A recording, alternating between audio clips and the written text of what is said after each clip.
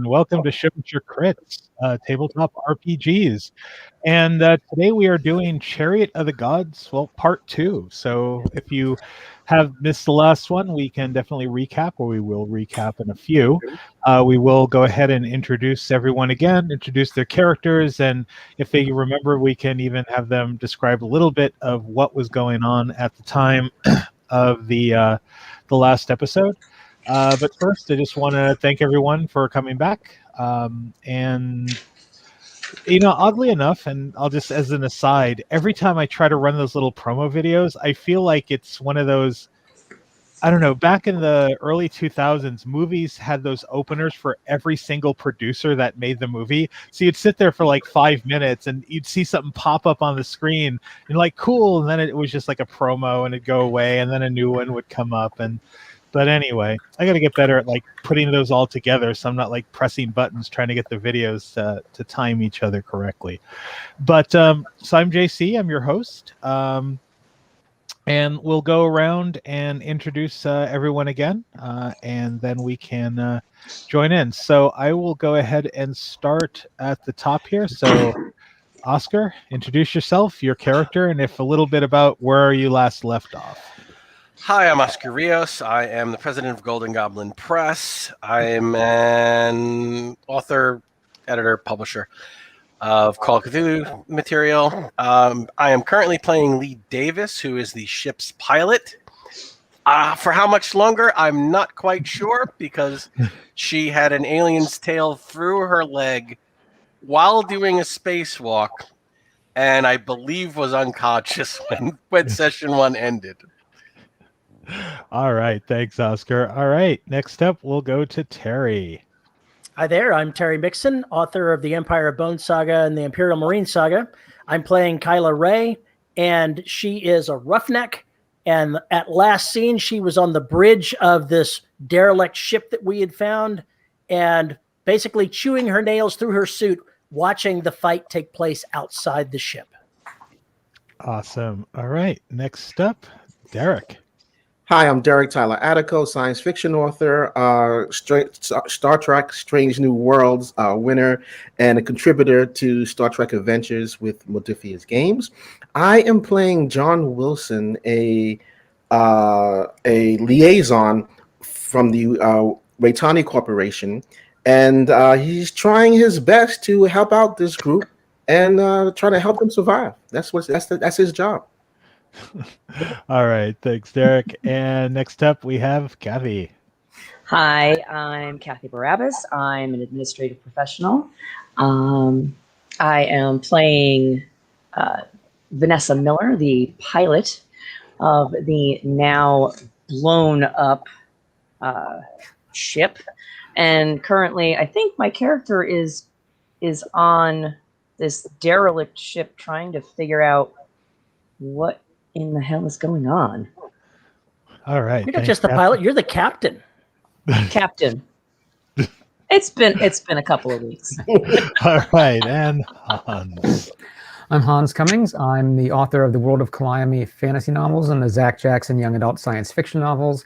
I'm playing Lyron Cham, one of the roughneck space truckers who also is out on the spacewalk with Leia Davis. And I'm just wondering, maybe I should just cut her loose and save it all. All right, thanks. Time will tell. All right, so last we left off, yes, our party, as they were, and they're all still alive, well, semi-alive at this point anyway, as we start the next session. They were part of the crew of the Montero. The Montero was a space transport that was doing a run. Ultimately, the Montero, all the crew came out of cryo to find out that they were no longer on the path to their destination, nor were they anywhere near it. They had encountered a derelict ship called the Cronus, a ship that had disappeared for about 75 years, and everyone thought was lost. A mother aboard the Montero decided to go ahead and send them in the direction of the ship. For whatever reason, Mother also locked them out of the comm system and detonated the ship. Lee Davis was the last one to heroically kind of make sure everyone was off and escape to the Cronus aboard the Daisy, which is the small shuttle from the Montero, and land aboard the USCSS Cronus. Aboard the Cronus, as they were walking around, they noticed an odd black mold that managed to find itself in the wall. They found a spacesuit with missing a head, blood all over the wall, and elongated arms on the person in the suit. For some reason, Mother aboard the Cronus decided to bring its passengers out of cryo-freeze. There they met the captain of that ship, or actually the second officer, now captain, Albert Johns. And also they got to meet the very short-lived scientist Daniel Cooper, who, after complaining of headaches, grabbed his head and it exploded. And along with that, a odd-looking creature came scurrying out. Luckily, that I believe it was John Wilson, had the shotgun in his hands. He easily took care of it. So, two problems. One is the air was it wasn't great and bordering on toxic. So the first duty was to go aboard and try to get the filters fixed on the outside. So that was Leah Davis, and Cham decided to go out, since Cham has kind of proven himself the master of heavy machinery in this group. Decided to go out.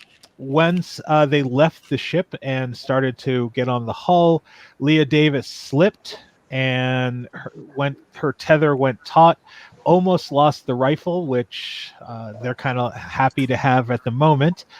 Once they started working on the filter, something snuck up behind, an odd-looking creature, very translucent skin, a long spiny tail, and very sharp claws, almost kind of like very elongated arms. Decided to attack. Leah Davis was knocked down and knocked unconscious, and the tail of the creature went through Leah's leg, nailing her to the hull of the ship. And where we left off, Cham had just turned around to kind of see this tussle happen. So I guess we will go ahead and start there. However, aboard the ship, John Wilson, Vanessa Miller, and Kayla Rye are all watching this aboard, actually at this point, Cham's feed, because Leah's feed is kind of pointing off in a direction where nothing could be heard. And the rest of the crew is the rest of the crew of the Cronus is gathered around. So let's go ahead and start with Cham, since you are kind of in the spotlight here. So yeah, this thing is it's space. You can't really hear anything, so I can't really say it's snarling, but I can. So let me see if I can find a. So I'm going to go ahead and just show this quickly on the screen, so to the players. So this is what it. So I can show this here. It takes a while for it. There we go. So this is what you're looking at on out on the hull. It doesn't look like it particularly has eyes. It's very humanoid in stance, hunched over though, and has this odd, long, spiny, rat-like tail, which right now is stuck in the body of Davis. So I will go ahead and close that out, and we'll go ahead and return to Cham. Well, I think probably the best thing to do at this point is try to get the creature away from my companion. So about all I can do, I think, is try to wave the cutting torch in its face and try to get it to back off. All right, so you are going to you're going to move forward. So right now, the thing that's between you is Davis's body. You're not sure if Davis is dead or unconscious. but definitely the suit is leaking air very quickly at this point because it's been impaled. Yep. So, all right. So you're going to walk up and attempt to go ahead and. Are you just trying to are you trying to intimidate it, scare it off, or are you actually trying to do damage? Right now, I just want to scare it off so that we can get back inside. Okay. So why don't you go ahead? We're going to do this a little differently because, let's see here. Aha. We have some watchers. Awesome. So I'm just kind of just open the comment tab there. Ezra, who is watching, hello, and thank you for watching the stream. All right. So I'm going to, this is a tough one because these things don't particularly. So I'm going to go ahead and have you make a roll. Let's see, what would kind of be a good thing to intimidate with?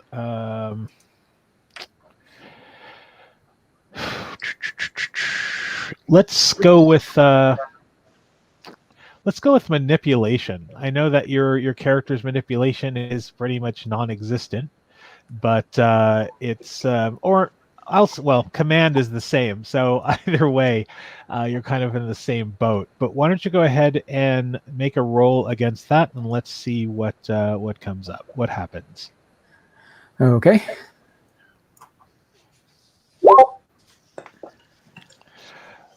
Well, you did get one success. It is under your stress, but at least it wasn't one of the wasn't the other option with it. So it is going to go ahead and let's see here. Make a. I'm just going to go ahead and roll some dice on my side. So let me get to get here to an area. It startles and seems to step back. It as it does, it's whipping its tail around, and you can see basically looking like a mop head. You can see Davis's body just skirting around because this thing's tail is like slashing back and forth. Well, it's unfortunate. I was kind of hoping that it would remove its tail, but well, if it wants to beat him around, I guess we'll have to. Well, the thing is that the tail is embedded right through the leg. So, and Leah was the one who also had the rifle, or so that is also kind of probably, I'm going to say at least, if not floating off, it's floating near Davis at this point. But the fact that Davis's body is kind of being thrashed around is not helping any. I need telekinesis. Different. So aboard the Cronus, is anyone doing anything particular or just watching with mouth agape? Kyla is going to go ahead and check the internal scanners and try to make sure that none of the other strange alien life signs are either headed toward the bridge or heading out to join the fight, because we kind of need to know where the other ones are. I'm sure somebody's popping popcorn, watching the screens. I am gonna just switch on the motion tracker just to have it going, make sure it's running, make sure it's working. All right. The motion tracker at this point is only doing a certain area, so you're only going to be able to see what's in a radius around you. It's not going to be able to pick up like everything on the ship, because this is a massive ship. It's like going on a cruise liner and going, aha, I'm going to detect everything that's on the cruise liner. So, well, we really want to know what's close to us. Okay, gotcha. So yeah, you turn on the motion tracker, and realistically, you're just picking up yourselves. Do we have a radius? What's that? Do we have a fixed radius? Do we know what the radius of the machine is? Of the motion tracker? Yeah. Do we know like How so far out? basically the way aliens works, or at least in the way the system works as far as space, is everything is done in zones. Okay. All right. So like when you move, you can move 1 to 2 zones in the in the game. However, so let's see here. We can actually look at the motion trackers. Within long range. Okay, so up to 4 zones away. Yeah, it's pretty good. So you turn it on, and no, you're picking up yourselves. So current zone. Yep. Well, yeah, current zone and zones around you. So, like the room you're in right now is a zone. It's very abstract. So, room you're in is a zone, and then let's just say the hallways around you would be another zone, and a little further out, it's all relative to kind of the narrative of the area you're in. But currently, Cool. right now, everything around the bridge is not is you don't pick up anything else. What about through the ship systems? Through the ship systems can't do motion tracking. I mean, you can try to log in and see if you can find camera systems and camera feeds. How did And we try to- were able to detect life signs from our ship to this ship, so how was that done? It was done basically because it was picking up the cryo tanks. No, actually you gave us a number of life signs that included the people in the cryotanks and 5 extras that we assume were the 5 crew members that were trapped that became nasty monsters. So somehow or another we figured something out. That was called the game mother completely screwing up the narrative. Ruh-roh! So, Ruh-roh! so yes, for some reason it worked on the Montero, but it's not working on the Cronus. Well, darn. What about heat signatures? The old standard. Heat signatures, the old standard. You could try to reconfigure the Cronus to pull something like that off. It is an older ship, so what you might have been used to on the Montero here would take some finagling. And but right now, you do notice a couple of odd behaviors with you. So where are we here? So basically, the medic Flynn seems to just be kind of pacing back and forth, just kind of obsessively. He looks really angry, like clenched fists, and he's just pacing. However, the others are just kind of watching along, and as you kind of look back, you see Clayton.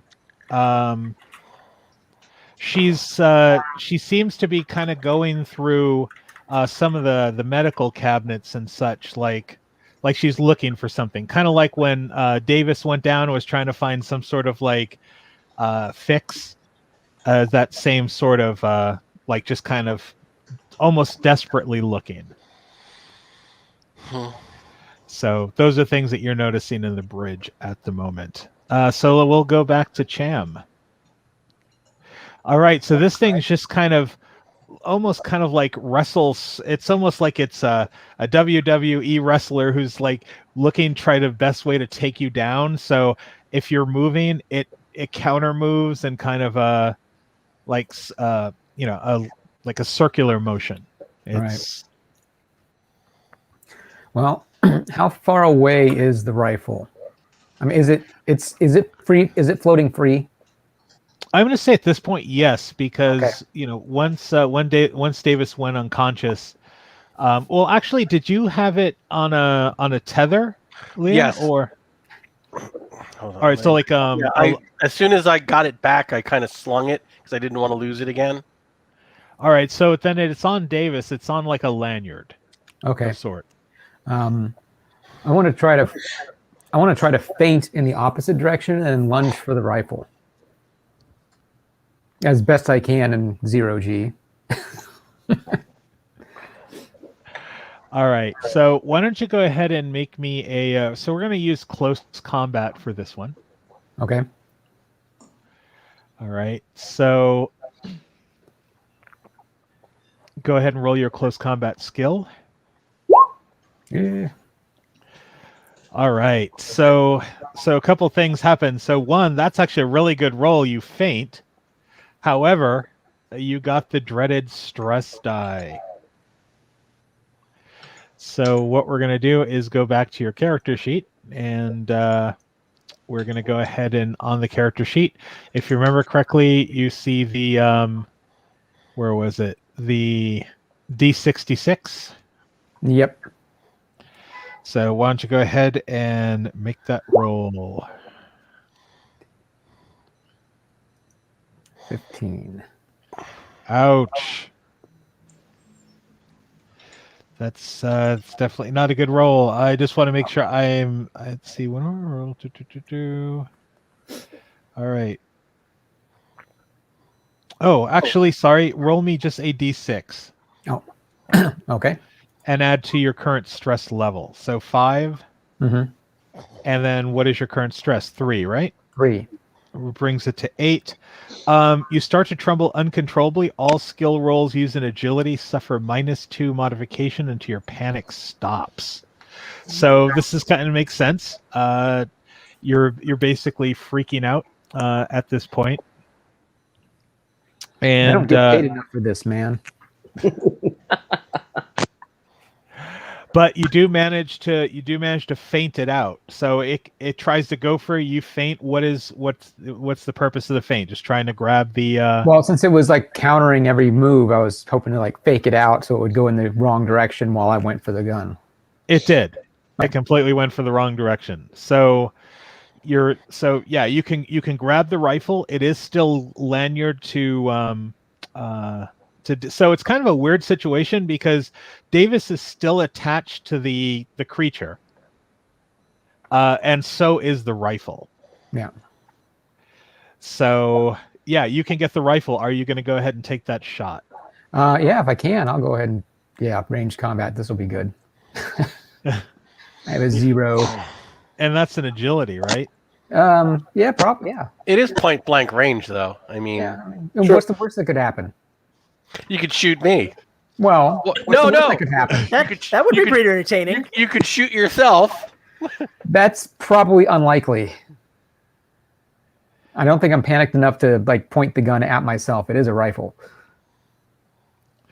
All right, so let's see here. It's so looking at the modifiers, short range, which is pretty much what this would be, is at a 0. You can go ahead. So whenever you do combat, you can go ahead and take what's called a slow action and a fast action. Okay.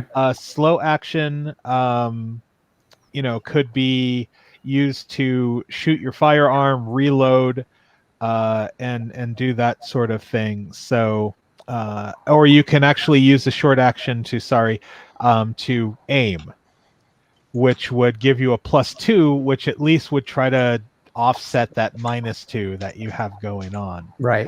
But otherwise, you would still be at some 0 of modifiers. So at least that's not too bad. So if you grab it and kind of hold it up and try to take a quick aim at this thing and then shoot, that could work. Yes, I definitely want to aim and shoot. All right, so go ahead and make that roll.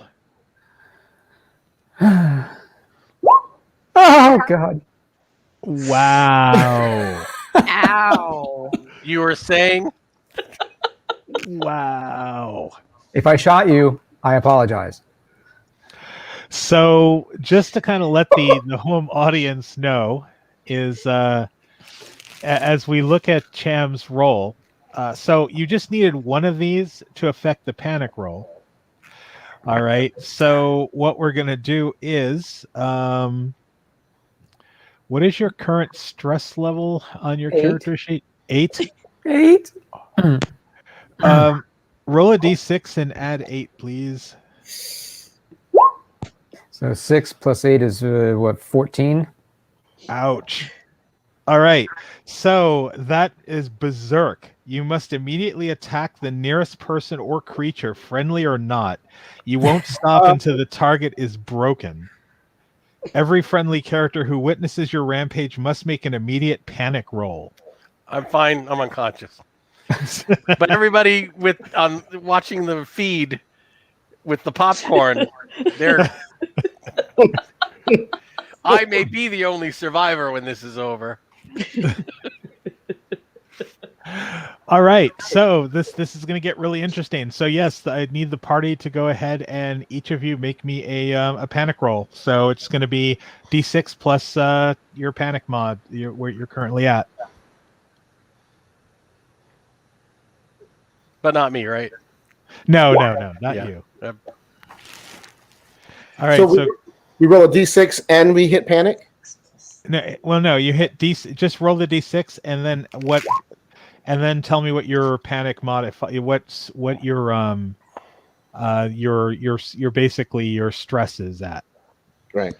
So Mine's at Vanessa, yours is at what? 3. 3. So you have a 9. Mm-hmm. Whatever. Okay, so basically you drop items. So if you're holding the motion tracker, it just kind of dramatically falls to the floor. Kayla. Oops. I've got 2 stress, so that would make mine a 5. 5. Keeping it together, you managed to keep your nerves in check. And so John J. Johnson. Yeah, I got 2 stress also. So 6. 6. Yep. Yeah. So both of you are pretty calm. However, at this point, so as soon as that hits the floor, as soon as your motion tracker hits the floor,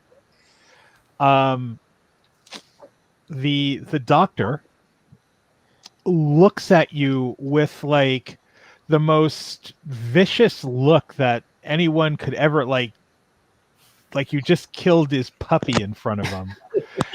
And Flynn immediately starts screaming and runs and starts attacking you. So we're going to go ahead and handle that as well in a second. So we're going to go back up to Cham, who has now just lost their mind.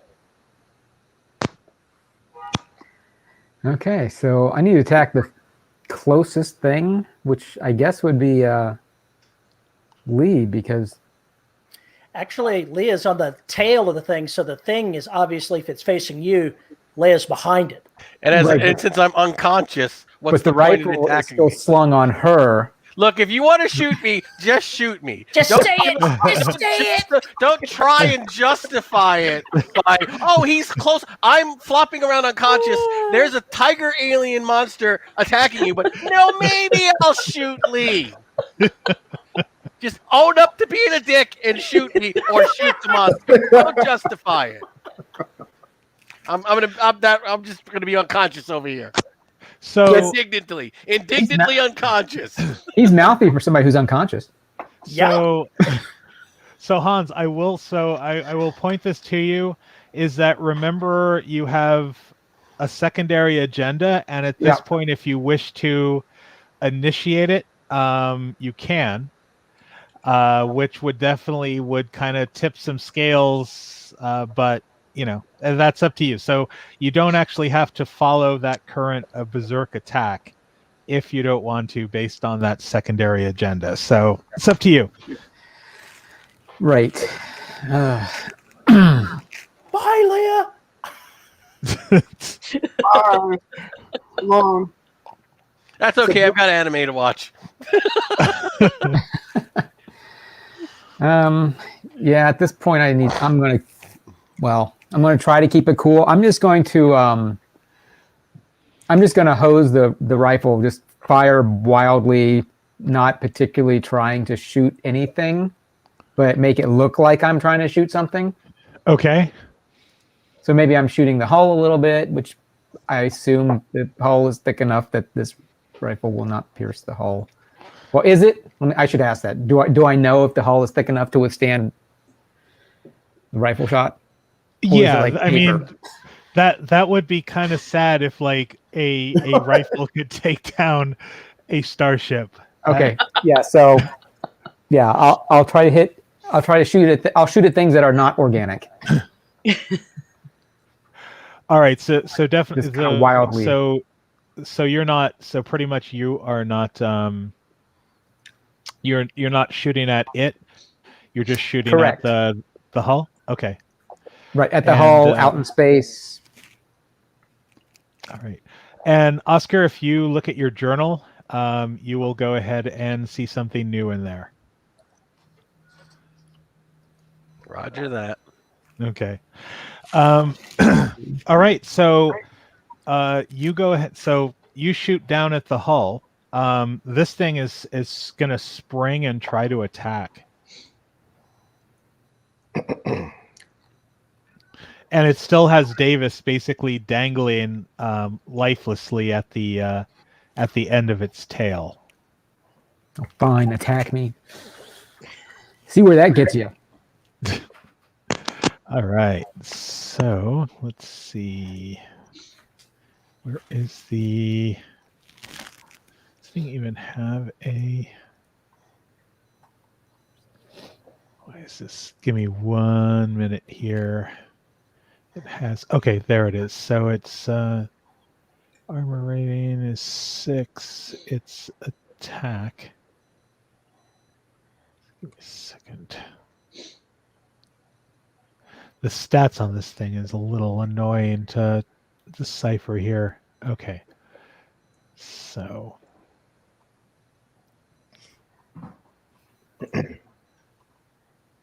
Oh, I get it. So I got to roll a d6, and that's okay. That's the thing. I have to roll a d6 and find out what sort of attack it's going to do because it's all random. So 1, terrifying hiss. It leans close to its victim, showing its razor-sharp teeth and hissing. You must make an immediate panic roll. But if you've now basically said fuck, that you're going with the other agenda, then you don't have to make that roll. Okay. All right. So as all this is going on, those of you who are actually still watching on camera notice that this thing gets right up in the Cham's face, and Cham's look just goes completely blank as it stares it right back in its face. And with that said, we are going to jump to the other crew who have this doctor who is now running around crazily trying to attack Vanessa Miller. So we are going to go ahead and go with a little bit of initiative here.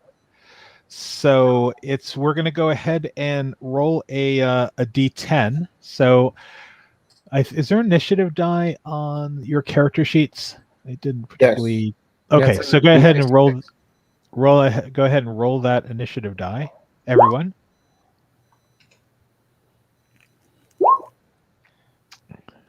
All right, so I got a 2, 4. All right.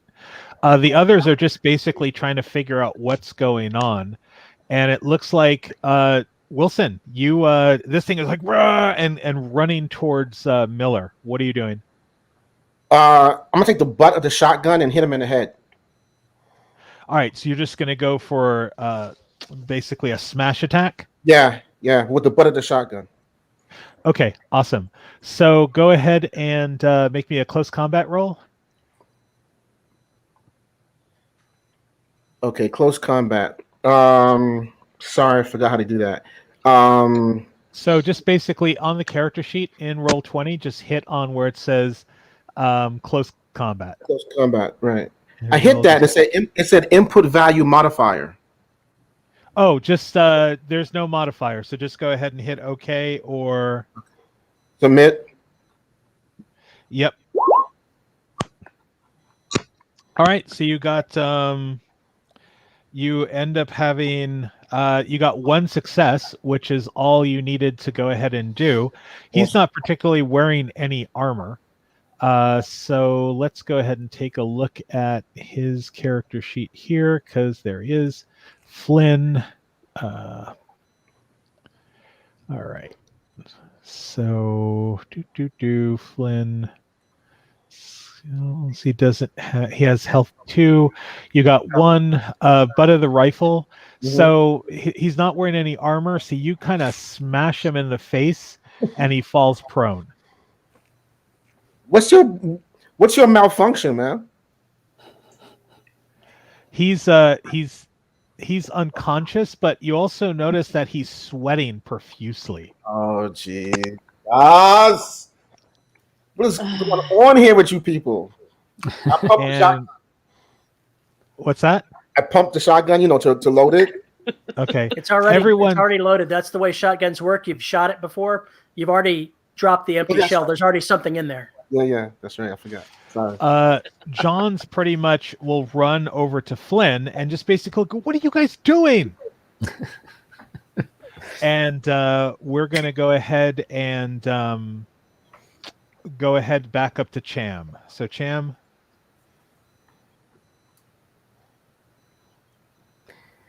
So this thing's staring me in the face. Yeah, it just kind of came up and just, like classic alien style. Its face is right against yours. Its mouth is, Hi there.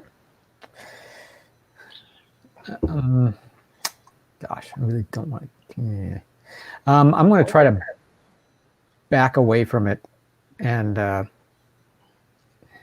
if the rifle is still attached to Leah, I'm guessing I'm going to have to try to figure out how to get that off of her, because I don't want to get into a tug of war with the alien's tail and Lee's leg. That could be messy.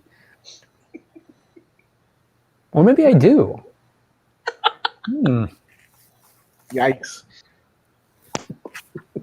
Oh, choices. Yeah, I'm going to try to back away, dragging Lee with me, holding onto the rifle, trying to move away from the creature, and I don't know, try to free her legs somehow. I mean, she's going to bleed out anyway in space. Yeah, I mean, you can tell that like the blood drops have kind of stopped coming out of the gaping hole, and there's no more kind of like air rushing out of the spacesuit. You said there is no more air rushing out? Yeah.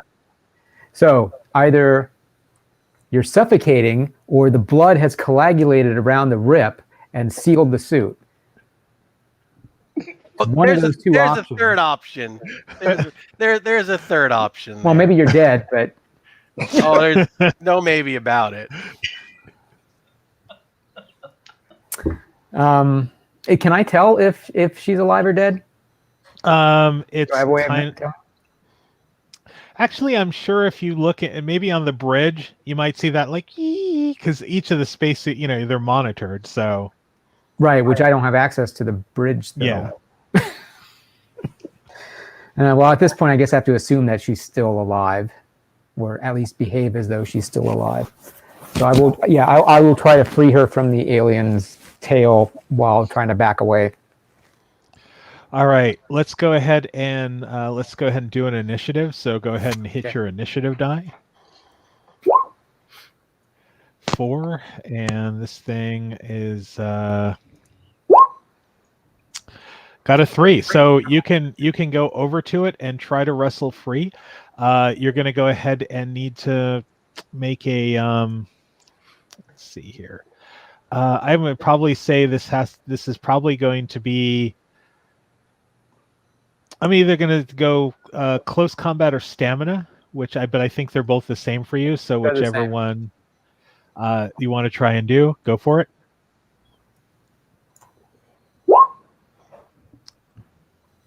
All right, 2 successes. Yeah, I mean, you kind of dodge over, grab her. Now, mind you, you're basically doing this in 0G on the hull of a spaceship. Yep. While everything's going on, but you manage to grab Leah by the suit and yank, and basically, which basically just ends up tearing the bottom of the leg and her leg. Basically, it's like compound fractures around as basically you rip the body off. Leah's feeling pretty limp, but in space it's a little hard to tell. Well, we've got duct tape we can fix that. And this thing is going to come running up. So a 1. Wow, this thing likes to hiss, and you don't. And basically, it just jumps in your face again and starts hissing. So what are you doing? That's not as intimidating as things without sound. So, I'm going. I still have the cutting torch too. Can I? I'm going to start heading back towards the hatch. You're gonna start heading back towards the hatch. All right, Yeah. let's do another initiative roll. All right, this time it has the initiative. If it hisses again, I'm just gonna have this thing kill itself and launch itself into space. I swear. Oh, a 2. It pivots, slashing its victim with its sharp tail. So basically, it is attacking you with 10 dice. Do I get any cover for having Leo with me? Wow. Unfortunately, no. Okay. It was worth a shot. All right, so it gets its attack, so that is going to be 10 of these bad boys. And I have to count. I need to do these separately, and then let's see here. Target number is okay. So let's see how this works here. Wow, it didn't get. Wait, what's this? How does this work out? It's still rolling some of them higher than actual D6, so it's still got a bug in this system. Yeah. So I'm going to say that's probably a 6. So it's got 1 success. Its damage is 2. So that means that's going to be 3 damage. Now you're wearing armor, right? Or at least your suit has armor? Yes. Suits do have armor. I have 2 armor. Okay, so it halves armor because this is an armor-piercing attack. So you're going to roll 1 dice to see at least if you can soak up one of those damages. Okay. What, a D6? Yeah, just roll D6. Okay, so D6 is a 1, so 6 would be a success. So you are going to take you're going to take 3 damage. Okay. As it slashes into your suit. The suit is ripped, and if you don't get it fixed quickly, it's going to you're going to suffocate. So let's just. Oh, that's true. All right. Well, there's that. Because now anybody watching it are there feeds in color? Well, actually, you know what? As this is the giveaway, because as it slashes your suit, instead of a splash of red leaking from the suit, there's a slash. There's white. Oh, bugger. Basically, slooshing out of your suit. All of you on aboard the ship, go ahead and add another stress to your roll, because you just realized now that Cham is an android. Surprise. Bro is an android. This is my surprised face. You're Dead unconscious. face. That's your dead face. Yeah, it is. what the hell? Don't do that when I have a mouthful of bubble tea. All right, so let's do one more initiative to see if you can go ahead and get to that hatch before this thing tries to attack you again. 3. All right. 2. All right. So you managed to get to the hatch. Let's go ahead and have you make a. So you're still at -2 dice to your to anything agility related. Actually, wait. No. You didn't actually panic, so that's actually no longer in effect. Okay. So yeah, basically, stress no longer affects you. Going forward. Should I uncheck all of my stress level then? Yeah. Okay. Because that is no longer going to affect you. And I'm going to say you're going to go ahead and make me an agility, but you're going to make it at -2. So when you roll the die and that little thing pops up, just put in -2. Okay. And well, actually, you took 3 damage, so you still have 3 on your health. There you go. So go ahead and make that mobility roll. Hello. Clicky, clicky. Probably a little it pop-up popped up, box. It popped up behind my window. Okay. And then put -2 in there, and then. All right. So you're trying to get the hatch open on this. It comes up behind you. Again, if it rolls hiss, I'm gonna cry. But let's see. This time it rolls it's got a 6. Tail spike. The neomorph impales its victim with razor sharp tail. Roll for the attack using 7. Okay, so I got to roll 7 dice on this one. And the attack is armor piercing. Ouch. Let's see. Why you got to here. be like that, alien creature?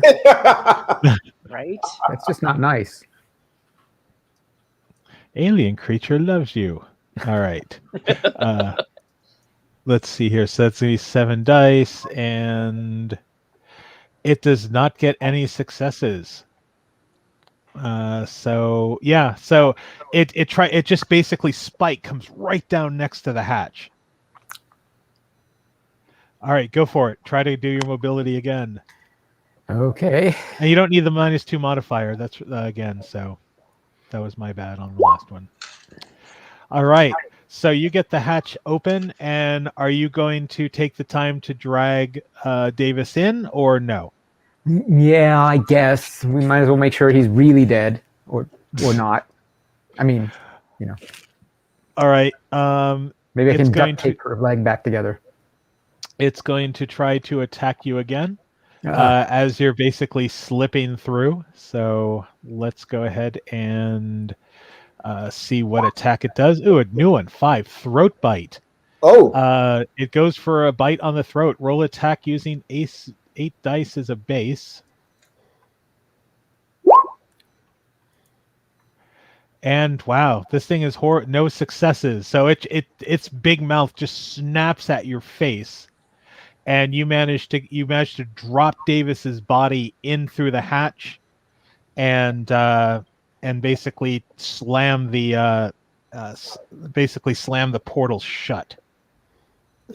And we'll just go back now to the team inside. So, all right. So Flynn is basically laid out on the floor. He's sweating profusely.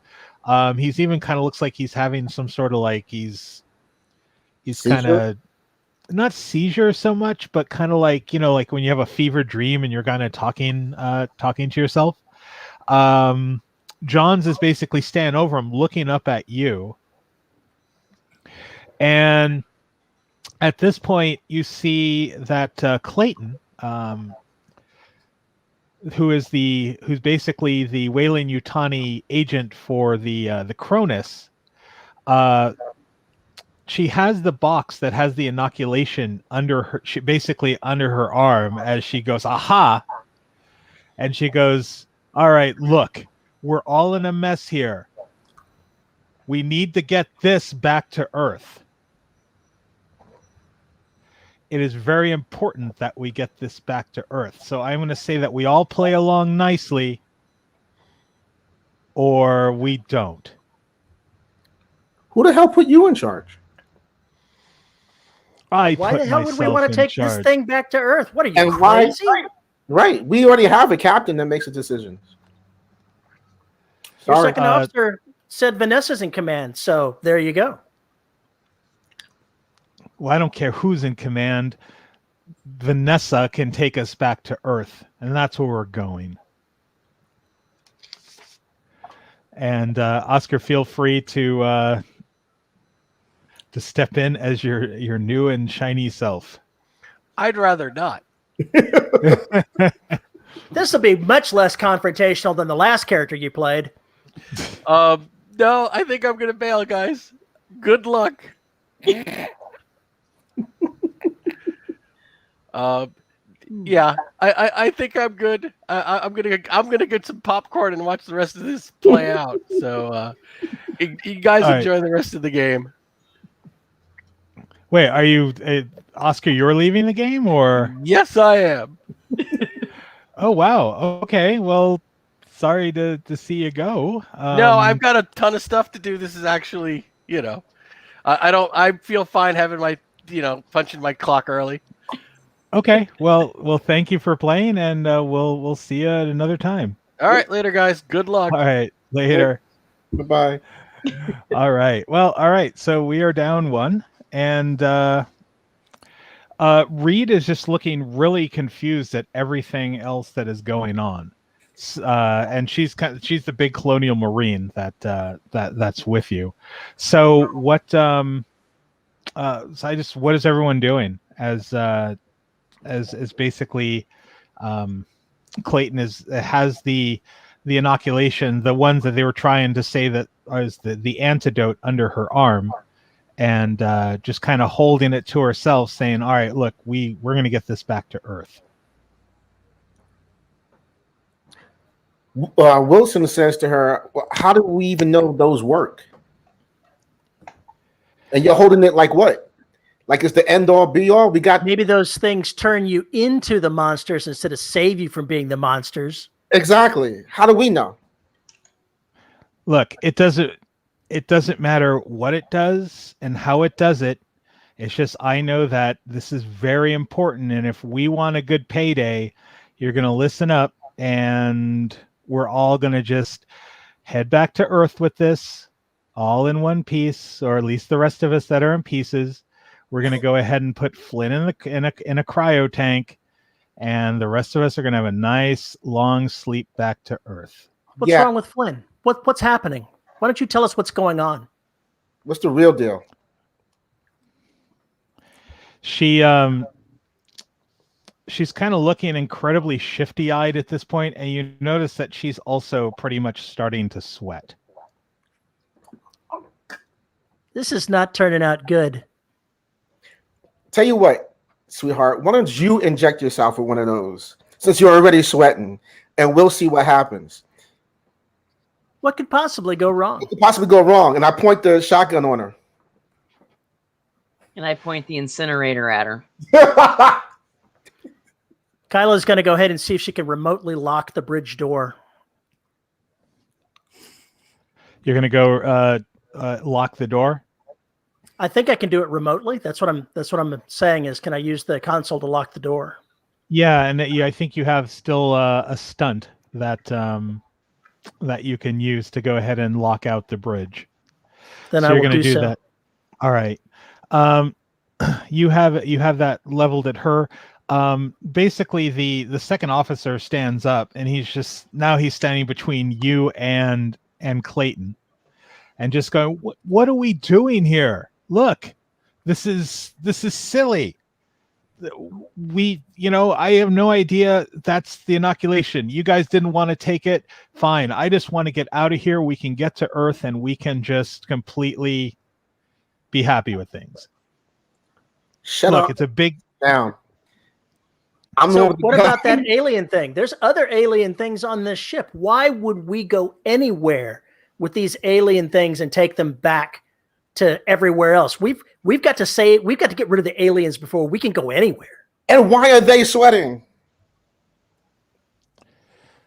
You're asking that to Clayton? Just ask like the room, why are they sweating? It's freaking me out, man. It's all right. Calm down. Just calm down. Enough. It's gonna be okay. We need a way home. Just explain it. I'm inclined to help you get stuff back there. I've got bills. I got bills to pay. I'd like to get some more money. Hey, let's go ahead and get a good explanation of what you want and why you want it. Come on. She's like, look, this is just very valuable. We lost most of our science crew back on LV-113. In order to get this here, this has to reach its destination. Cham, what are you doing? You are basically just in the airlock now. The thing can't follow you in. Davis is definitely you're muted, by the way. Sorry. I will apologize to Lee's corpse for not saving her life. and I will just leave her in the airlock. And is there? I guess I can. Yeah, I guess I'll try to find the rest of the crew. I mean, I know that they saw what went down, so. Yeah, they're still all on the bridge. I'm taking the rifle. Okay. Yep. You can take the lanyard completely off. Yeah, and she doesn't need it anymore. All right, and the bridge isn't that far from the airlock. So as you make your way to the bridge, you notice that the bridge door is basically closed and does not open. It is locked. Oh, well. Okay. Let's see. In that case, well, I guess I'll just knock on the door. Or I'll knock on the door. It's like, hey, you guys want to let me in? All right. Android, I'm not sure if they really want to let it in. So back on the other side. So all right. So last we have John Wilson pointing the shotgun at Clayton, she is completely grasping the thing in her hand, and she's trying desperately to convince people to basically kind of follow along with her. So what I'd like to do is have you all so let's see here. We're just going to go with an opposed roll for everybody. See who definitely is of strong will or not. So I'm going to go ahead and have we're going to say that it's going to be manipulation. So they're going to go ahead and make a manipulation roll. Each of you are going to go ahead and either counter it with manipulation or command, whatever better for you. Okay. Oh yes, of course. And all right, so one success. Looks like Wilson's going to panic here in a second. He's got a shotgun, which is not good. Yeah. And 2 panic rolls. Awesome. So, and manipulation is going to be 3.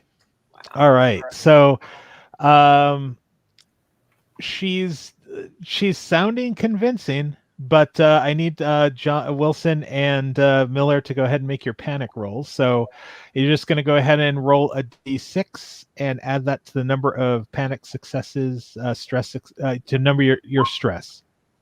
So we're looking at 6 and 5. So all of you are still pretty much in that range of that you're keeping it together, but this is definitely getting a little on the stressful side. She's making a little bit of sense, but not particularly. She still doesn't seem particularly trustworthy. And at this point, the Colonial Marine Reed is gonna now step in and just kind of go, "What are we doing? What are you gonna shoot him? Or shoot her?" No, I'm not going to shoot her. I wanted to take one of those so we could see what happens, because how do we know what that does or doesn't do?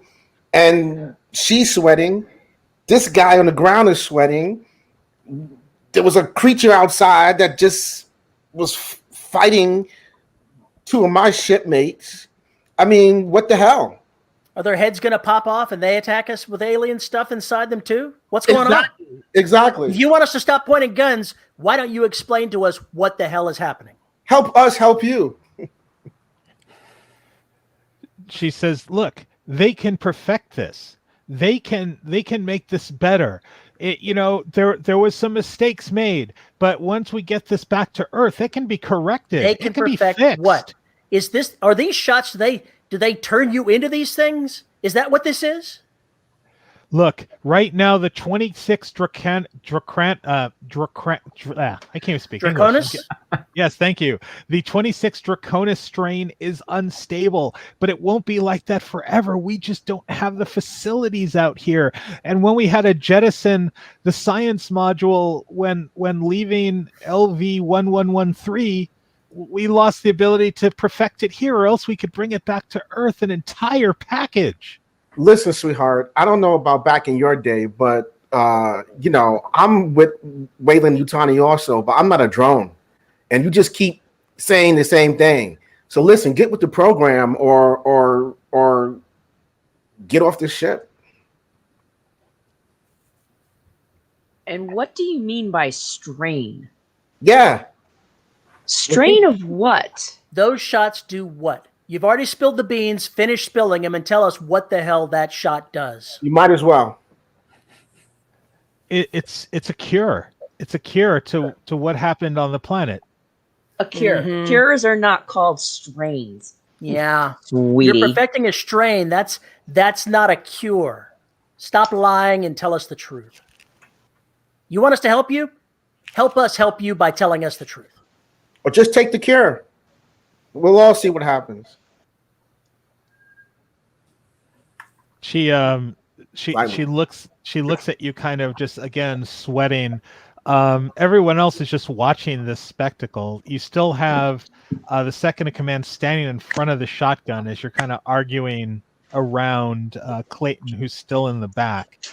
Cham, so you can hear all this noise going on inside, so it doesn't look like they're quite paying attention to what if you're banging or whatnot. Well, it's just rude. This is the only way into the bridge? According to schematic, yes, this is the only way into the bridge. Do the suits have comms? Yeah, they do. You can They just do. call. Oh, Yeah. and by the way, I need everyone to go ahead and make me a roll because everyone's kind of panicking and yelling, and I should have actually had you make your resource rolls for your air because it's probably running thin. So roll your consumables. Dang. If it's not one thing, it's another. All right. Ouch. All right. So let me just I just want to quickly reference the consumables quickly because again, it's just one of those consumables. Compression. Let's see. Is it under? All right. We will. All right. So I think if basically you don't get a, I'm just going to go with you. So go ahead and lower your air by 1. For now. And again, yeah, you know you're losing it up too. Even your suit's kind of showing you that tail end of it. Oh, sorry. I hit that by mistake. Sorry. Disregard. Sorry, guys. All right, so Cham, gonna do anything else? You gonna try to bang on the door? You have a torch. You can try to burn through the.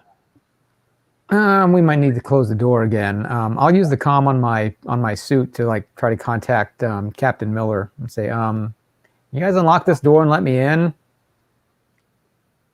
Oh, Any shit! chance? You're outside, Cham. Yeah. Kayla, open the door for Cham. Knocking on the door. Get in. He's an android. Are we sure we want to let him in?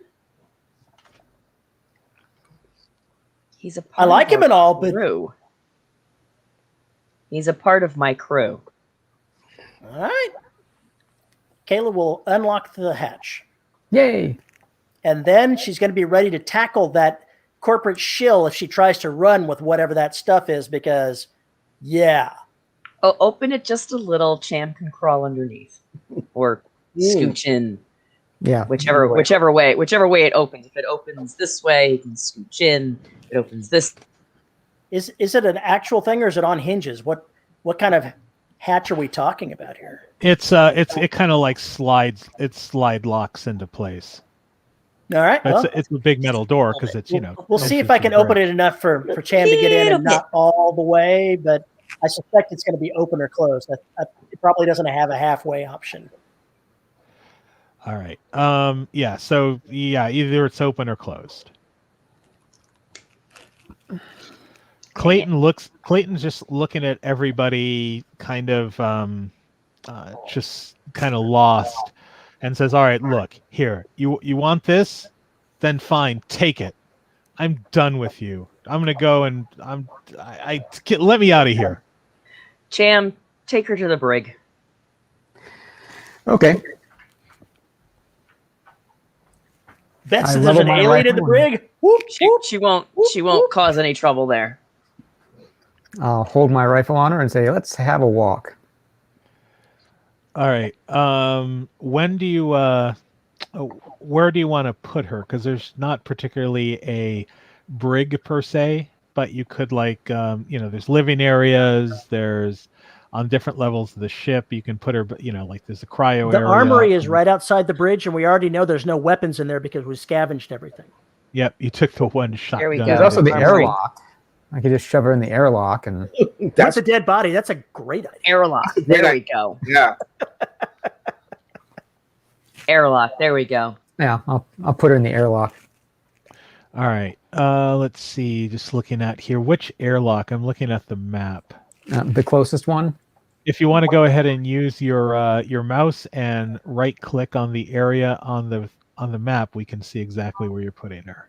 Uh-huh. So you put because I was going to say this is the armory here. Right. Mhm. Is that the airlock that I came in with from the outside? Where you came in from the outside would have been over here. Oh, down there. Deck A, deck above you. Yep. Oh, look, there's storage. I can use that as a makeshift bridge. Yep. I'll walk her down There we to go. storage. The closet, yeah, sure. Yep. It's only going to open from the outside, right? Right. Plus, there's no dead body in there that we know of. That we Nope. know of. All right. She's just kind of going, look, you're making a big mistake. We can get back to Earth and we'll all be rich. The corporation will reward us.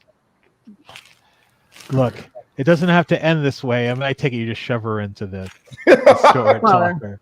Nothing's ending. I'm going to make sure that this information gets back to Earth. Good. So you're gonna bring the ship back to Earth.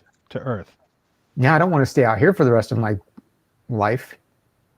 She goes, look, just play it cool. Get this ship back to Earth. We still need to probably get the engines running and the basically the comms, or not the comms, but the other Life things support? moving. Not life support, because actually no, because Cham, you didn't even have. Well, actually, yeah, you would have fixed. I would say you fixed the filter while you were out there Okay. before the attack. Right. So at least you got that particularly fixed. Oh. But she said, "Oh, the comm array." So she basically says we need to get the engines and the comm array going, so we can get this back to Earth. Yes, and we're going to do that. But right now, I need you to get in this closet. All right. She goes, all right. She goes, look. She just kind of shuts up and looks. She looks like she's also getting kind of frustrated and angry too. As she goes in, she's also, like I said, starting to sweat. I'm sure this is going to turn out well. Yeah. Yeah. Yeah. Yep. All right. We need to, Can we they, need to put Flynn in one of those too. Can the closet door be that storage door? Can it be locked? Yeah, from the there's outside? there's like a little panel that you can Okay. go ahead and lock it. Yeah, I'll lock her in there. Okay. So, all right, and where do you head back to the bridge? Yes. Okay. So aboard the bridge, what is so Flynn basically at this point is as basically says Cham walks Clayton out and out off of the bridge off to where they're going to place her. Flynn at this point also starts to convulse a bit on the ground. John, I think you better get that shotgun ready because I think we may have another guest. Why don't we? Okay. Kyla's just going to go ahead and grab the ankle of this person and take them off of the bridge because I don't want to be trapped in the bridge with an alien. Where's the Marine? The Marine. Reed? You're talking about Reed, right? Yeah, yeah. I don't call her Reed. I say Marine. Hey. What do you want? This guy's convulsing. Help us out. You're a Marine. Well, what do you want me to do? Make out with him? I don't know. Marine, do something. We need to get these people into a secure location where they will not harm anyone else. Well, this one is so calm because he's an android. There's a guy flopping around. Do something. You guys are trained for this. I'm not trained for this. Yeah, Cham's not back yet. Sorry. She goes over to grab Flynn, and Flynn's head just completely bursts open. So I need everyone in that room to go ahead and add an extra stress. Oh, goody. To you, because adding stress is always fun. Everyone loves stress. Stress. And this thing is now running. This thing is out, and let's see here. It is going to. Let me find out what it's going to do. Is it still on the bridge, or did I get it outside before it popped? No, she was because basically Wilson was like yelling, "Marine it, do something!" and she went to go grab it, just kind of out of pure, just like anger, and it popped out.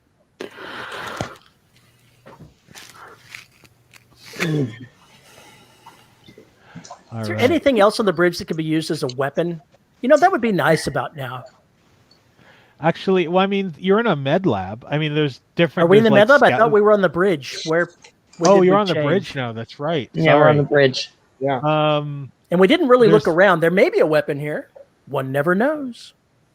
So this, so who's going to take time to search, and who's actually taking control of the thing? I have no weapon. I'm going to be looking for a weapon. Yeah, I guess I'm going to try and shoot this thing. All right. So I need you to go ahead and make your close combat roll.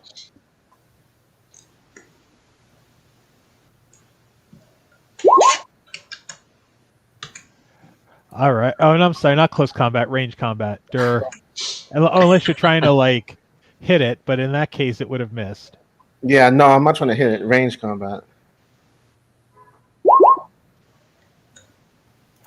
All right. Yeah, you shoot, and the shotgun just basically goes into one of the panels. We didn't need that panel anyway. Is it on the ground? It is on the ground. So give me a moment here, and I will go ahead and. How big is it? It's about the size of a little bit about the size of a big human fist. Okay. And so it's not very big, but it's also just completely small and nasty looking. Kind of looks like a brain. Can I attempt to step on it? With my sure. Big old space boot. All right. So let's see here. Boots were made for walking. That's the best line today. That's great. All right. So we're going to go ahead and roll initiative. Everyone in the room. Cham, you are still out. So let's see what happens here. Ooh, I got a... oops, I rolled the wrong die. Sorry. Ooh, I got a 5. Oh, wow. You guys actually all did really well on initiative. So it looks like, well, Wilson, probably that was your blast. So next down is Miller, who is going to go ahead and try to step on it. Right. So give me a close combat. Close combat.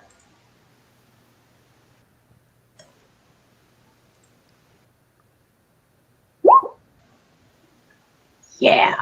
So 1 success on that. And what is your let's see, what stat am I looking for here? That is going to be what is your strength score? 4. 4. Okay. With 1 success. So you basically slam it down on its like little weird tail, and the brain part is kind of like flipping around. Go ahead. We now go to Kayla. Well, she's going to try to help out by stomping the head part. Okay. Why not? Go for it.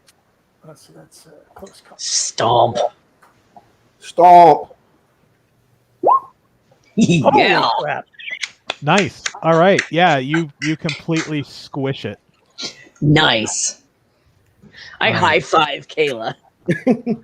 Can I save like 3 of those for traits later? I can really hope to punch something really hard next time. All right. So, Cham, you'll come back and see basically this scene is where it looks like Flynn's head completely just disconnected, and they're standing over another one of those nasty-looking tailed brain things. Well, that's unfortunate. We should get the rest of these people into cryo sleep as soon as possible. Who else was sweating? They all are. Everyone seems to be kind of sweating and agitated. Thanks. I think the airlock may be a better choice for this crew. I think that's a good idea. Reed's going, "You're going to kill us? You're going to throw us into the airlock?" No, we need to get them into cryo sleep so they can be treated for this affliction. Well, What affliction? What is everyone talking about? Did you see that thing come out of his head? Are you blind? Are you stupid? I did not actually see it. I was not in the room. I don't mean you. I meant the Marine. Oh, Green.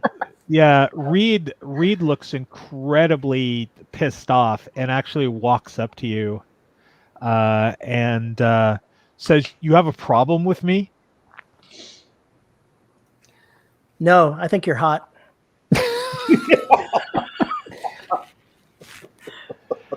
And Marine, stand down. she's sweating, right? yeah, she is, and she's trembling. And she says, "You want a piece of me? You can have a piece of me." That really fits in well with what I just said, but are you sure this is the right time? She goes, "Watch yourself," and kind of storms off. She goes, "Open the damn door to this thing." Hang on that. No. What do you mean, I don't no? think so. I think we need you in here, Marine. What? So you can push me out an airlock at some point at your convenience? You and that psychotic android that you have on with you? How do we know that thing is not ready to snap? And androids have always been known to kind of be a little quirky. Ours, Ava, was definitely not all well put together. Well, I mean, ours is 70 years newer than yours. How many of the enemy crew? I say enemy crew. Other crew is still in the room. We've blocked up one. One's had the head pop. That's 2 left. There are 2 left. The Marine and someone else. John's now kind of like slumps. He like sits down in the chair and he's just grabbing his head, going, this headache. Can we go back to the med lab? I'm sure we have something there." I'm being attacked. While they're talking and while there's not violence happening, Kayla is going to see if she can find a weapon here because she's pretty sure things are about to go south pretty fast. All right, so Kayla, you are going to where are you heading to look for a weapon? I'm on the bridge. We haven't searched the bridge. Right. I'm going to look around the bridge and see if I can find something that's useful as a weapon. There's some coffee cups. some The coffee would some- definitely be a weapon after 75 years. Agreed. Yep. some Poison. petrified Biological donuts in a weapon. box. There's a couple of pens. Is there not like a gun locker or something underneath, like No. a pilot chair or something like that? Nothing. Nope. What about a fire extinguisher?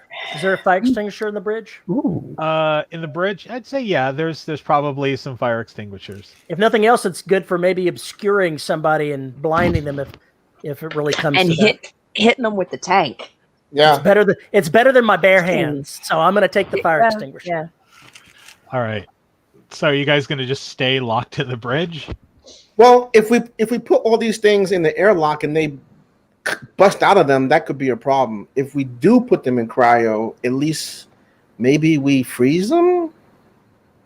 It's a long way across the ship to get back to the cryopods. True, but I don't know. What do you guys think? Is the Marine armed? Albert Johns basically says, "Well, we're not going anywhere because the engines and basically the array aren't particularly working. So we're kind of dead here in space till those get going." So why don't you tell us what happened to the engine? It was at least working when we went to sleep. Then we'll fix it. Yeah, we'll fix it. You guys sleep. You guys just take a nap. We'll give you a ride home. Mother, what happened to the engines? Mother just says, engine malfunctions. Engine not working. Yeah, thanks for that. Thanks, Mother. You're welcome. I guess somebody has to go down to the engine room and see if we can diagnose the system. First, Sure. we need to go ahead and get these people back into cryo sleep. Right. Yeah. Let's try to get them into cryo. All Try. So you're going to go ahead and take them up to basically to deck A and Yep. get them. And we're watching you guys. If your heads pop off, we're not going to be happy. So keep your heads together. I guess we probably need to pick up the one we locked wherever we locked them up. Oh, Yeah. she's fine. Let's get them all back in cryo. And didn't she? Where did she put the serum? Where did she? Because she gave that to somebody. What did she? She gave it to. Didn't she give it to Cham? She gave it to Did somebody. she give it to me? No, I think she gave it to me. No, Yeah. she left it on the bridge. She didn't take it with her. So whether All right. so who Kayla knows who- will grab the case and hold on to the case just so that we know where it is. Cool. Okay. So you have the case. All right. So so who's taking who where and where's everyone heading? Cryo, right?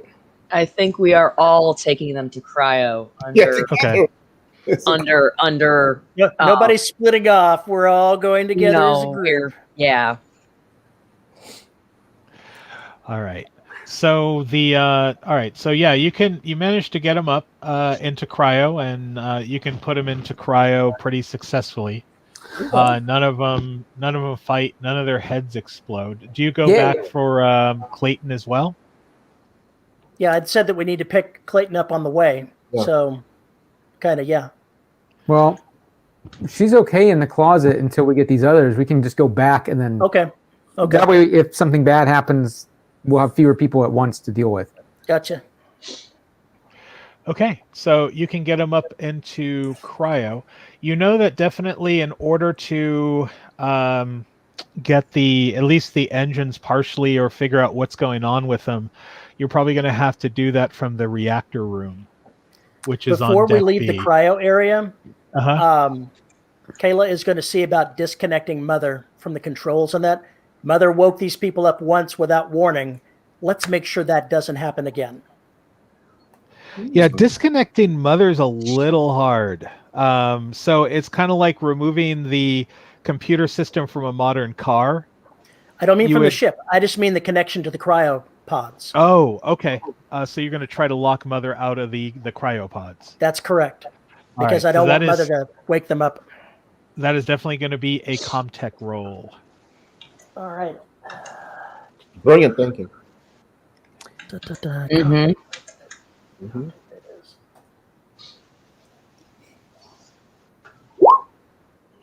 One success. One success.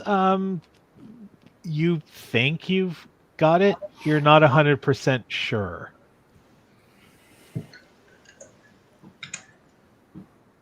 Would this have no? That was a different Comtech roll. Different. Yeah. Well, wait a minute. There was a systems roll the last time. So could I have used a +1 mod to add to this? From the You still have a story point left that you can use for an automatic success. Mm. If you want to go ahead and burn that. I don't think I want to burn that. Can I don't I? need that. Is it possible for me to attempt to help? You can try to help. That allows basically to roll an additional die. So if you want to go ahead and roll another d6 to see if that roll comes up a success. No. So. Oh well, we Yeah. tried. Oh well. Yeah, I mean, as far as you know, it looks like it's Mother's not monitoring the cryo chamber. So that's the best you can tell.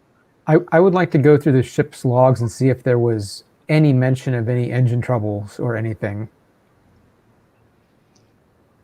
Because, maybe these people weren't telling us the whole truth about the engine. I mean, they haven't really been all that forthcoming with us to begin with. So maybe there's something in the logs about what could have caused engine trouble. All right, go ahead and make me a roll under Comtech. Okay. And meanwhile, I'm also going to look for other information in the system. Okay. Let me get that roll. Huh. Yay. All right, so that's 2. So so you get a stunt with that at least. So that's helpful. However, when you go ahead and look up the information about what happened to the end, you said you were looking for information that what happened up until this point, or well, I'm specific. Well, look, everybody else just ignore what I'm saying because I don't know how to private message you. So I am checking to see if there's any mention of what happened to the engines at all. I am doing that for sure, but I'm also looking for all information I can about these alien creatures and these spores and everything.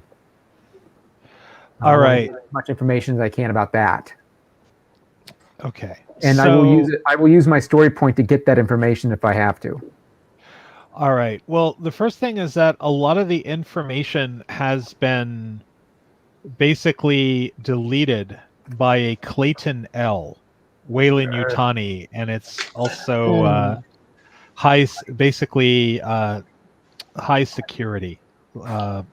login. So it looks like your corporate stooge basically wiped anything that might have been of use.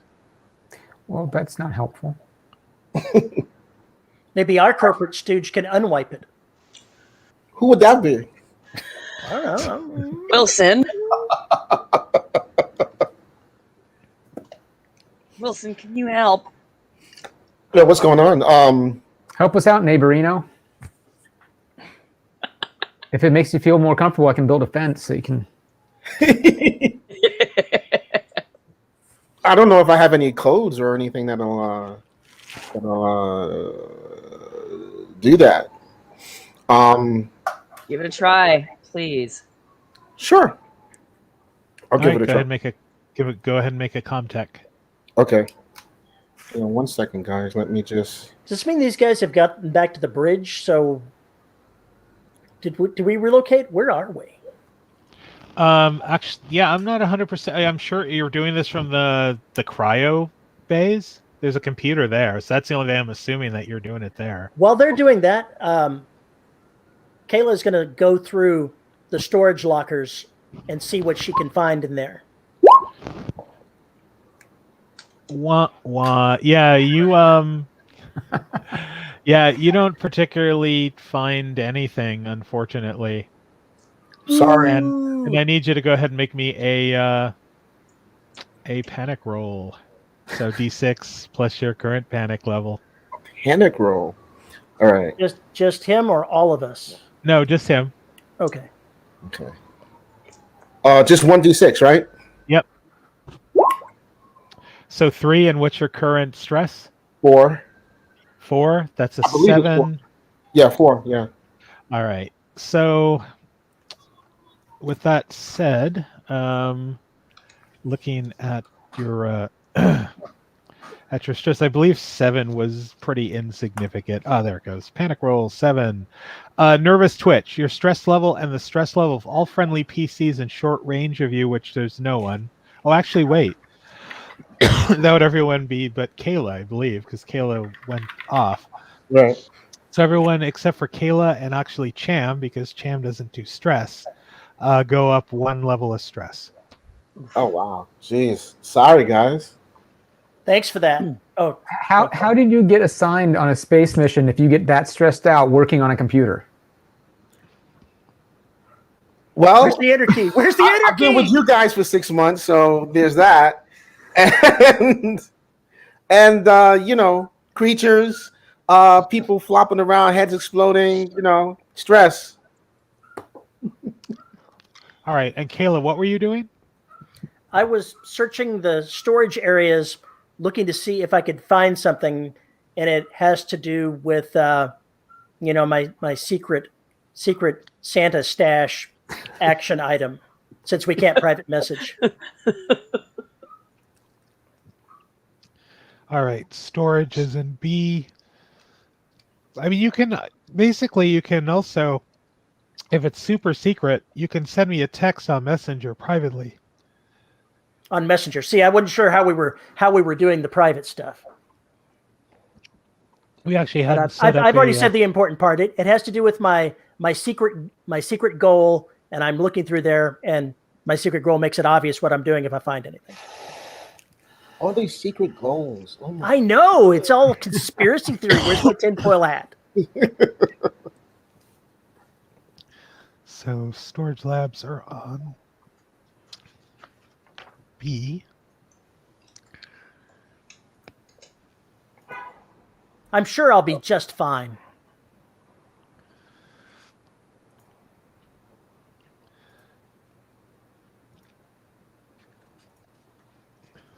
Med lab.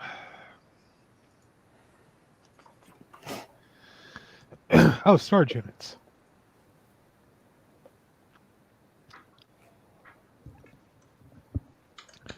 All right. And this is the storage units here, correct? Yes. I'm not seeing the map that you're seeing, so I assume so. Okay. Well, the this is deck B, and the map I'm looking at should be showing up on roll 20. I don't really. Oh, there we go. I sort of see a map. Okay, I see. Yeah, that's the one. That's I the see one? where you're pointing. Yeah. So that's also where Wilson placed Clayton as well. Too bad I didn't know that, right? So the first door you open. So which door you want to open? Say 1, 2, 3. So we'll go ahead and we'll do the amazing thing of rolling a die here and just picking whatever that's going to be. And where is it? 1, 2, or 3?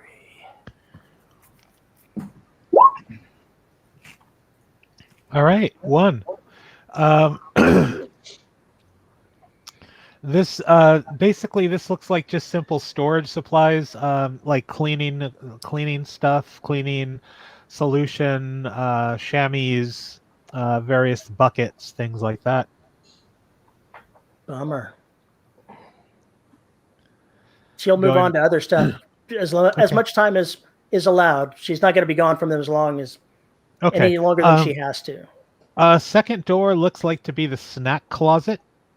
Ooh, so that's all worthwhile. your favorite 75-year-old snacks, yeah.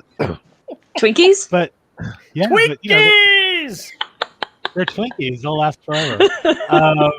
So you take a shotgun to them, and then and you open the last door. I guess not realizing that it's the door with Clayton. Clayton's body is slumped on the floor. head exploded? Her head is exploded, and there is a slime going up the wall to a vent. Oh, that is so not good. I'm going to spray the hell out of it with my fire extinguisher and see what it does. I mean, because why not? Spray the head or the vent? The slime thing that's climbing. Oh, Maybe the fire it's extinguisher gone. chemical. There's oh, just I see. It's slime. gone. Yeah. Okay, then Kayla will just close the door and head back up to cryo, and we'll just forget this ever happened. Wow.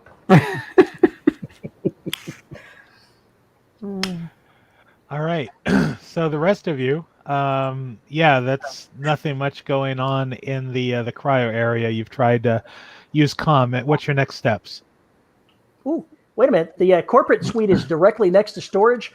I will make a stop there, just because, you know, the corporate slime might have left some corporate slime in there. All right. So you're going over to the corporate suites. I am. All right. Since I'm there and all, might as well. All right. So the corporates, let's see. Oh, right here. So the corporate suite looks to be a very lavish room, probably belonging to Clayton, probably, because there's a lot of Wayland Yutani branded stuff in the room. But it's basically, oh wow! So it says the bed is soaked with blood, and the couch cushion stuffing is all torn out, and the furniture all over the room has been destroyed. Dude. It looks like there's a wet bar, even though it's kind of all over the place, and most of the bottles are broken. That looks like there's a walk-in closet, so it's just basically a very lavish room. Is there a safe? You're going to go ahead and look for one? I will look for one. Make an observation roll. Observation. 2 successes. Yes, you actually find a wall safe hidden behind one of the Wayland Yutani logos on the wall. I don't suppose it's too much to hope that it's actually unlocked. Nope, it looks like it is data locked. You know, has like the code and buttons and everything. Does it look like any of the buttons are worn? No. No. One can always hope. Well, if there's nothing valuable in the room, then she'll just leave it. If there's anything valuable, she'll pocket it. All right. Okay. As you're looking around, make me another observation roll.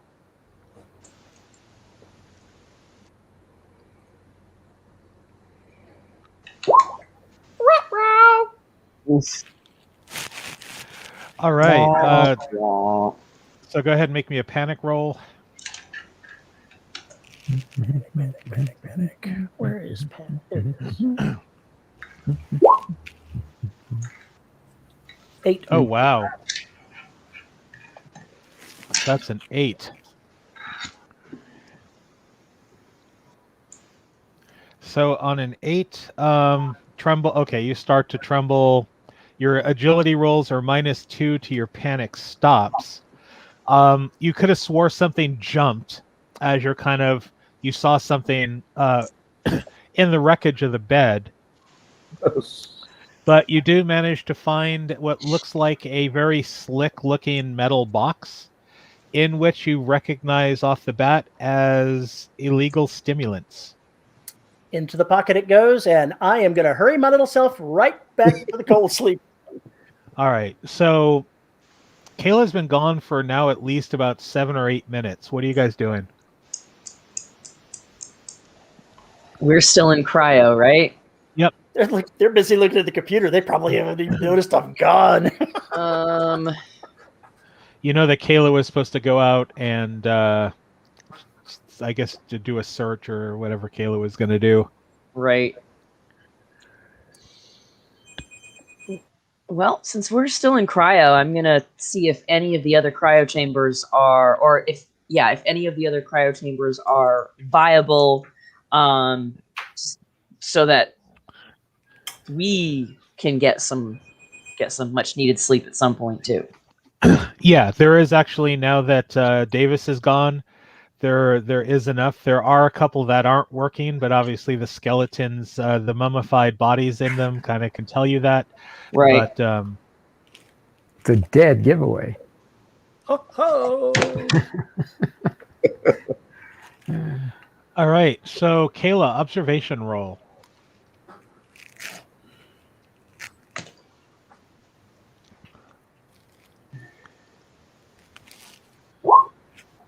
One success. One success. All right. So as you're kind of looking both ways as you leave the corporate suite, going to head back up to the stairwell to take you back up to the cryo area,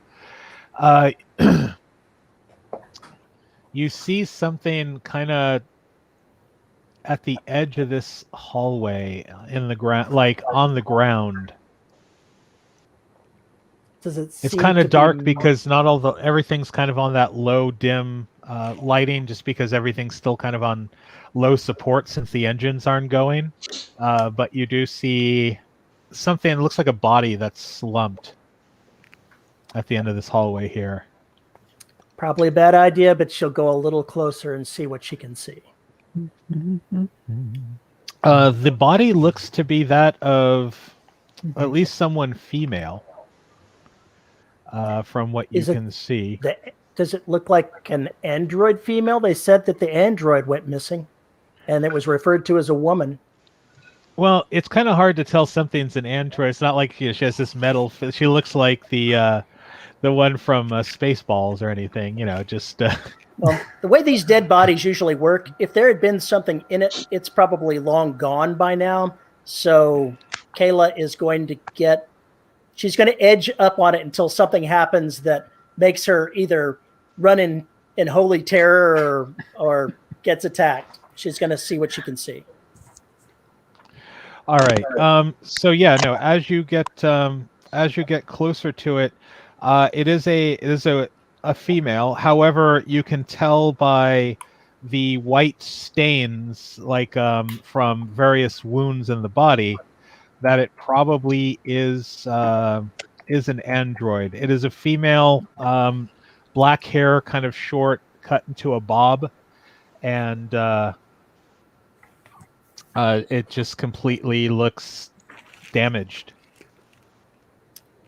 Kayla will go ahead and search the body to see if she can find anything useful. Somebody had information about this stuff.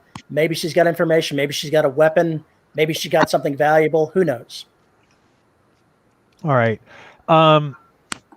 As you search her and kind of lift her or move her, her head is kind of slick and sticky, and again, just from that same fluid.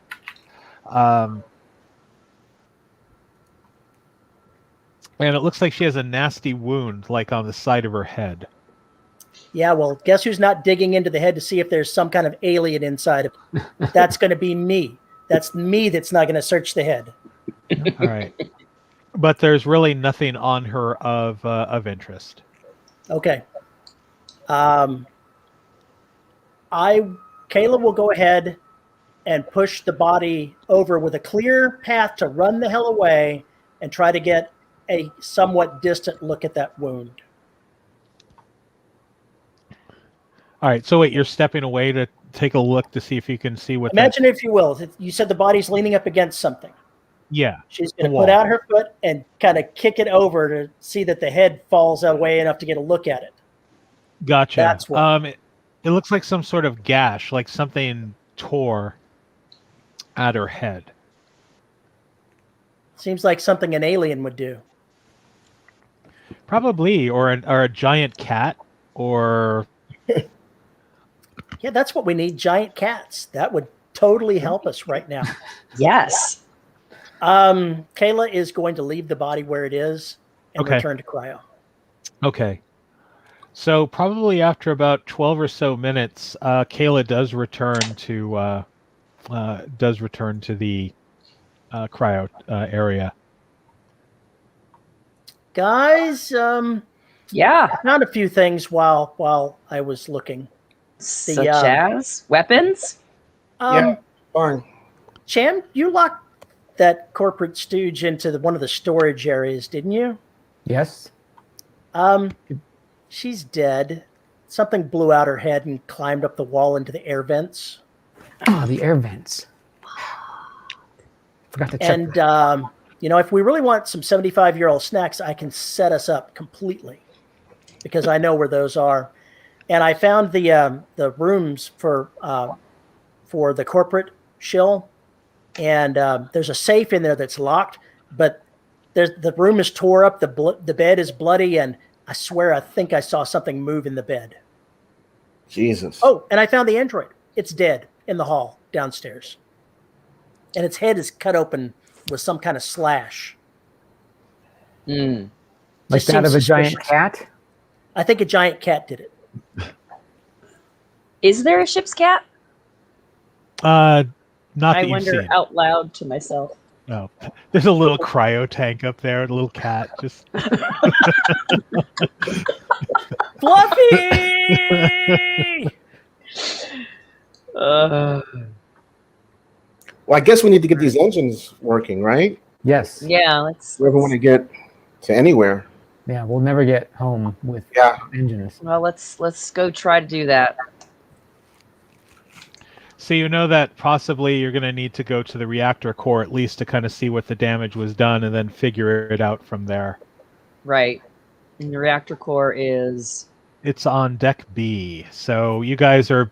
So if I bring the map over, you are one deck above, right in this area here. Probably actually using the computer in the examination room.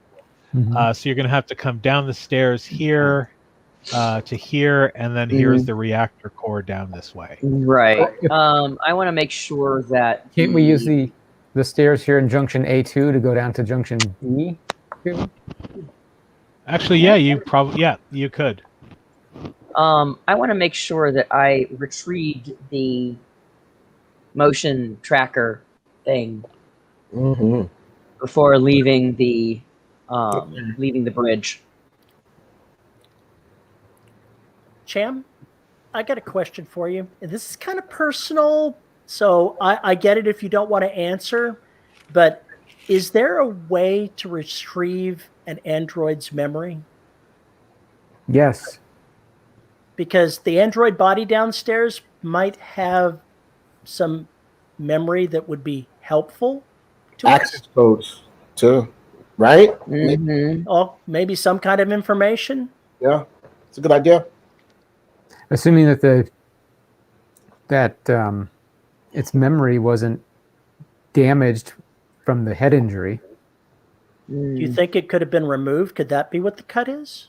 I'd have to look. Time to examine a body. All right, so Cham, you're going to go retrieve Ava, Yes.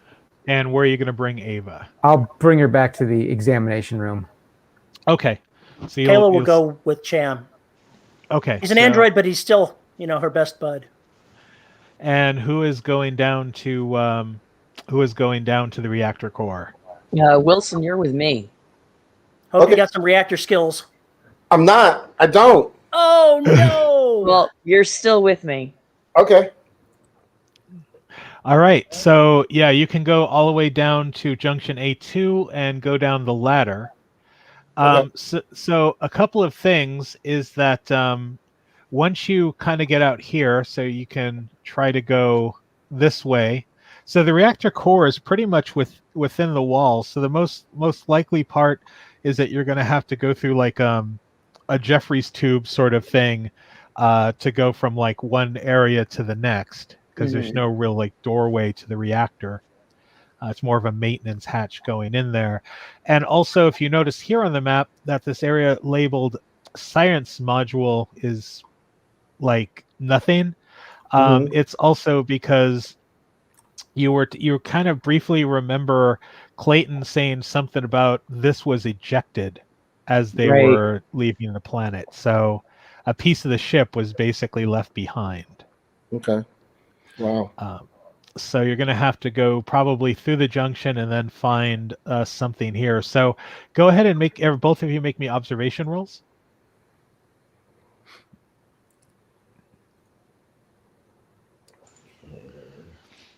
Hang on 1 second. Oh, painful. 1 second. Sorry.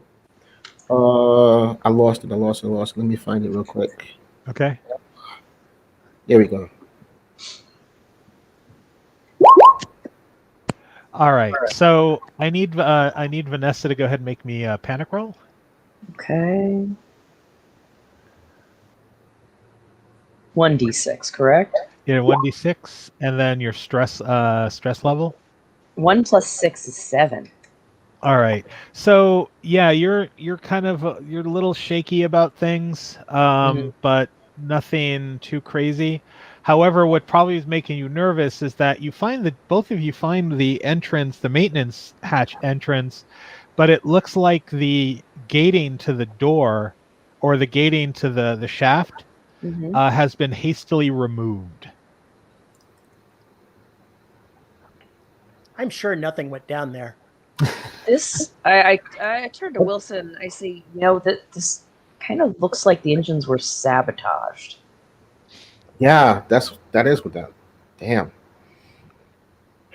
I don't understand why they would sabotage though. If they would want to get back home, I don't get that. I mean, what I wouldn't give for Information. yeah. Information. Yeah, I mean, Yeah. there's obviously no cameras on this part of the ship. Yeah. Well, looks like we're going in anyway. Guess so. I can't think of anything else. So And I am going to go very cautiously. yeah, same right. with Wilson. Who's going in first and who's going in second? Oh, I'll flip you for it. all right. Roll initiative. Bum, bum, bum. Actually, How do we do that? You want to flip for it? Seriously? that's a good idea. Let's roll an initiative die. Roll initiative die. Yeah. Did I roll? Let me see. All right, so 3 and 4. So three. I guess. It looks like I go first. All right. So Vanessa, as you start crawling through the tube, you notice that your hand is sticking to a really nasty yellow-white residue Ew. that seems to be like on the on the wall, like basically in the tube itself. And Do I recognize it? it smells a little funky. No, you don't recognize it at all. Now, what light sources are you using to go in there? Just the. Okay, gotcha. Assuming that's bright enough. If she's still got her All suit right. on, how can she smell anything? Oh, that's true. All right, so you don't smell anything funky, but you can. Your hand is sticking to that. I guess we could like open our helmets now that we fixed the air, but nobody's really said anything about it. Yeah. Yeah, because you're going to probably run out of air very, very quickly. Yeah. We probably should do that. Yeah. Yeah. Can we retcon that? Yeah. Yeah, I So, mean, you like, can just turn it off and pop the. To like That we cryo did earlier? chamber. Yeah. Yeah.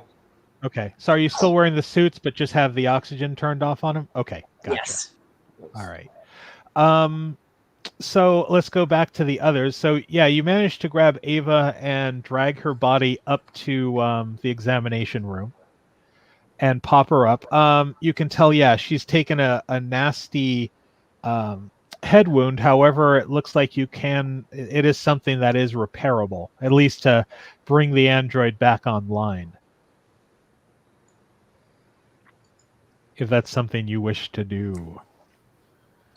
Taylor's going to follow Cham's lead. Yep. Well, we're up in the examination room now, so right? Yep, you are. I'm gonna hand. I guess I've got to hand the rifle off to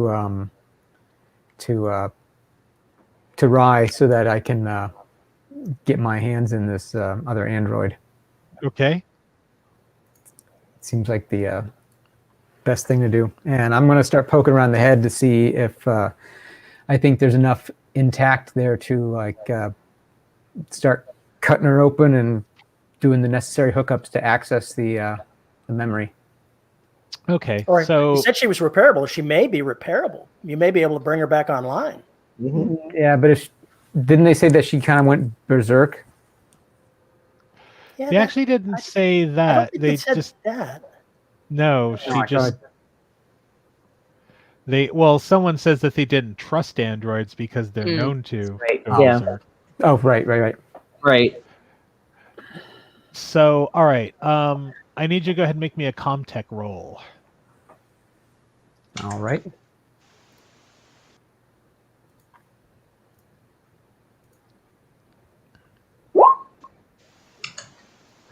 All right. So you probably figure you're not going to get Ava completely up and functional again, but at least be able to access like her speech function and possibly some of her memory. And yes, you managed to actually trigger that, and Ava's eyes just basically dart wide open and stare at you. And she just looks at it and she goes, I can't move. I can't move. What's wrong? I can't move. You've been heavily damaged. She's trying to like she's moving her eyes like she's trying to move her head, but she can't. Where's the crew? What happened to the crew? I was attacked. They sort of lost their heads. Some She- sort of alien infestation has pretty much killed all of them. What? Again, she's just the eyes are just kind of jotting back and forth, and she goes, What "Where can are you we tell us now?" about the mold? There's the black liquid you're talking about. She goes, "Look, we were acting on classified data from an encrypted transmission. Um, we were launched to basically collect samples of a chemical agent called AO-3959X.1.91-15. Mouthful. It led That's us here to the 26 Draconis system and to a small planetoid that we called LV11113, tucked away in a planetary debris belt. There was this chemical was discovered there, but some of it had already been previously deployed, and it caused mutations on the planet's life forms. We tried the science team modified and tried to experiment what they called 26 Draconis strain, which is the black liquid, but it seemed that they all were infected with some sort of moat pathogen spores, which caused them to give birth to these horrible things that would come out of their body. The people freaked out and they ran. There was a mutiny, and the science module was ejected and crashed back down on the planet while the Cronus escaped. And that's what she tells you. Do you know what happened to the engines? The ship was caught in a meteorite storm, and navigation control failed on us. The comms array was damaged, and shortly after I was attacked by something when I went down to try to repair the engines. Great. You'll be fine, John. You'll be all right. And with that said, back over to the reactor core. All right, so It's fine. you enter. The light hits upon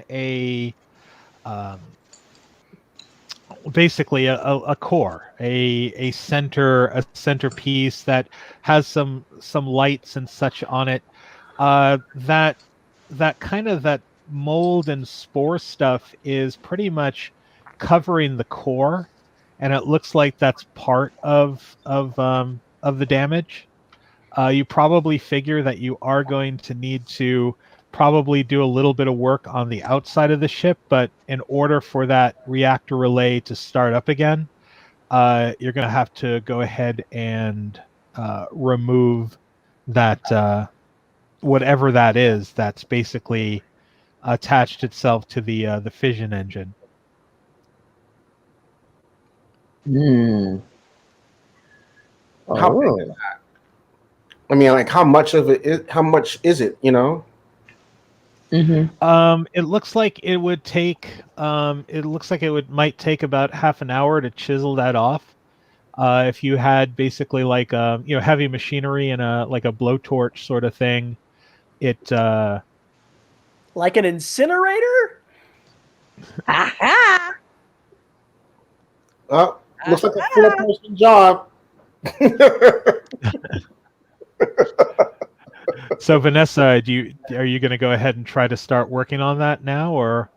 I'm gonna tell Wilson that we need to back the fuck up, and this is definitely gonna be an all four of us job. Wilson is backing the fuck up. Wilson, make me an observation roll, please. Damn it! I'm sure you won't be trapped in there. What could possibly go wrong? Oh, this is so much fun, man. All right, observation. Here we go. Yep. Ooh. Oh. All right. Blissfully ignorant. La la la la la la. So Vanessa, yeah, you're saying we need to back up and get out of here, and I'm sure that Wilson wasn't going beep beep beep as he's walking backwards. But as he probably goes to turn and go back out the tunnel, he is blocked. So as he basically turns his body to look, he's staring face to face with one of those an adult one, like you saw out on the hull of the ship. Oh, so we are Was all that an adult or a juvenile? Outside was a fully grown one, so I guess that is let's see. There's a name for them here. They're called the adult neomorph. lovely. You'll be fine. It'll be fine. It's fine. It'll be fine. All the cool kids fight them. Lovely. He just wants a little snog. Kissy, kissy. So we're gonna go ahead and roll initiative. Okay. You guys are doing awesome at initiative. All right, so Vanessa, you kind of turn around as Wilson was you guys were turning to leave the room. Wilson turns and stops, and your light hits upon this thing standing between you and the shaft. Nice. So what are you doing? Well, my instinct is to set it on fire, but Wilson's in my way. Yeah. Also, You didn't like him much anyway, right? Also, you're in the reactor core. Pretty much. Right. Yeah.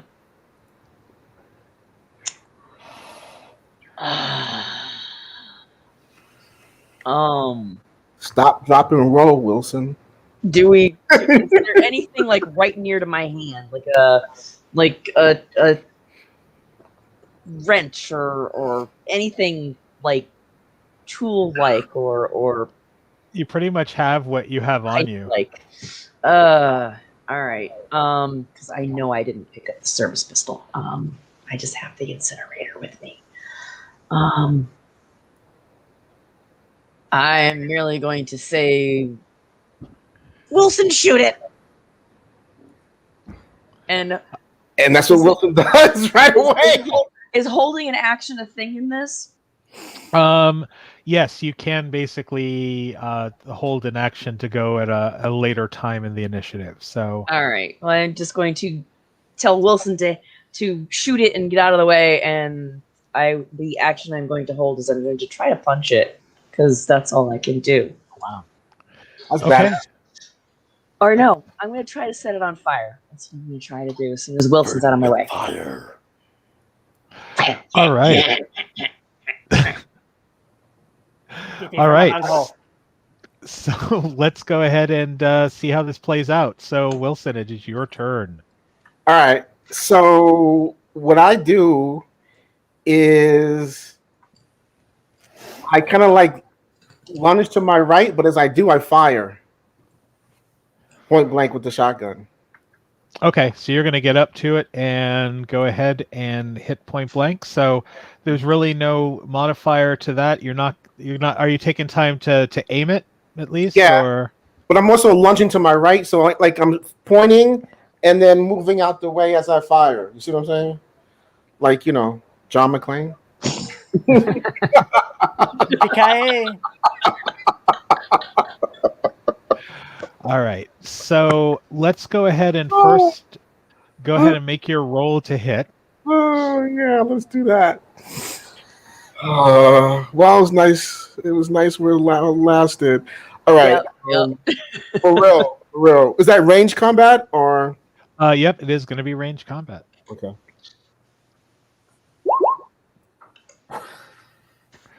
Wow. So that is a complete miss, but at least there wasn't a thing It's like there. Steven Seagal. How could I miss? I need you to roll a stress die, and don't roll a 1. Big bucks, no whammy. Wow. Oops. All right, roll a d6 then, and we'll see if it comes up a 1. Okay. Yeah, that was weird. Yeah. Are you kidding me? Are you kidding me? Bum, bum, bum, bum. So Gee, Cham, I wonder what happened to everybody else. This is awesome. The shotgun. This actually game might be over early. The shotgun misses. Don't shoot the reactor. Don't shoot the reactor. The pellet bounces and impacts directly into the reactor relay. No! And at this point, well, I'll tell you what happens at the end of round. But all right, so that happens. She's out of Thanks the for way, that, John. so I can fire. So I can try to fire off the incinerator. Yeah, might as well. Sure, why not? Would that be ranged? Yeah, it's never good when the GM says, "Might as well." It's not going to hurt you anymore. I mean, Go if I'm ahead. going to go down, I'm going to go down in flames. So before we do that, I want to look up the incinerator just to kind of see what kind of area it covers. Okay. Well, hope it's not like firing off a fireball in the middle of a little cave here. So, Right. I didn't ask you how big the room was. Cham, what was that bump? Did you feel something?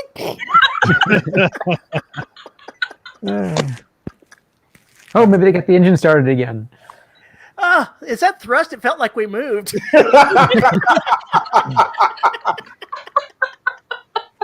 That's one way to get the engine started, right? Chat now. It's a reaction. Oh my god! I'm just trying to find gear. Hold on, because I really just want to make sure that This is so hilarious. it's like Abbott and Costello meet Alien. It's Well, it could be the Three Stooges, so it can always be worse. Other hazards. Okay, why is it not giving me the stupid incinerator? All right, here's weapons. Heavy weapons. I don't think the incinerator is actually a weapon. Suits and armor. Yeah. If not, I have the core book nearby. So, other equipment. Here we go. Data storage, diagnostics and displays. Vision devices, tools, maintenance. Is it the cutting torch or is it an incinerator? I have the cutting torch. Oh, okay.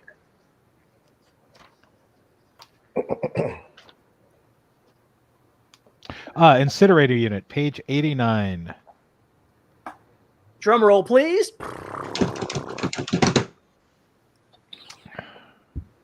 This carbon-style flamethrower uses a naphtha fuel canisters to fire a thick, steady stream of flame at a target.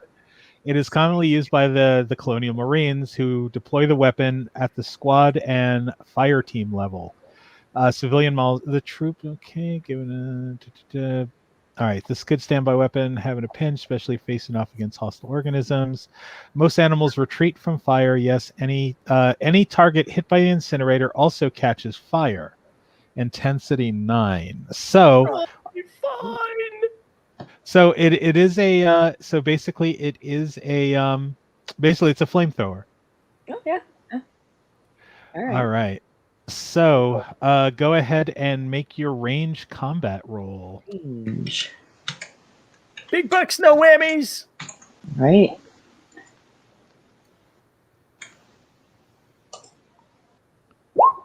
Whammies. We're all gonna die here. All right. So you shoot the incinerator. The incinerator basically roll that roll again and make sure that you don't roll a Don't say that. Seriously. Okay. The same roll. You want me to roll range combat? Yeah. Yeah.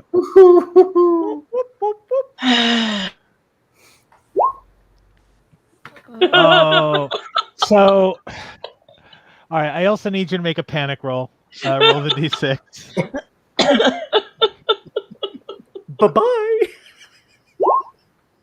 All right. That's an 8. That's an 8. Yep.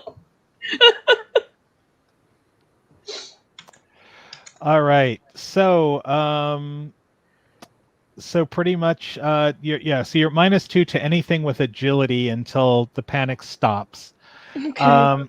Well, so here's the thing. You kind of panic because you go to incinerate it and you actually hit Wilson. I'm sorry, Wilson. Oh man. I didn't like him anyway. Oh, that's cold. No, that's hot. That's hot. Who Flaming hot. immediately catches on fire. I'm sorry, Wilson. So Wilson, you're gonna take a base of 2 damage. Thankfully, you're in your suit. You've got armor. Yeah, the armor is only really protection against. Well, actually, no. It would. Okay, so you would take 1 point, but you're basically on fire. Stop, drop, and roll. Right? And now the neomorph is going to attack. Oh dear God. But would it attack you on? I mean, Jesus. Oh, it's going after Vanessa. It's not stupid enough to grab okay. someone The on roof. fire. The roof is on fire. The roof. Oh God. Also, the intensity of that fire is level 9, and most fires are level 8. Oh well. So, Thanks. well, because you've been Burn, napalmed, baby, burn. basically. Burn, baby, burn. So this is Yeah. all right. So let's see. Nope. So for okay, armor. So basically, there was no. There was so basically, yeah. So if there was more, if there's more successes in Vanessa's first roll, you have taken more damage. But each round, now we're going to have to roll separately. So 9 dice to see if additional damage is done, unless you can get that suit out or put your set yourself off. Yeah, well, can I stop, drop, and roll? In the reactor core is very little room, but you can try to. Well, something else is going to happen. Hug Vanessa. Oh, For some reason, I still have 5 armor in my spacesuit. And it goes for a deadly grab on you. On me. So oh, good. Yep, Neomorph jumps at its victim, grabbing it and dragging it away. Roll the goody. attack using 8 dice. So let's go ahead and do that. Mm-hmm. So it looks like I got 2 successes. Mm-hmm. If it hits, the Neomorph immediately drags the victim into the next zone. So Goody. you fall prone, and any handheld items must make.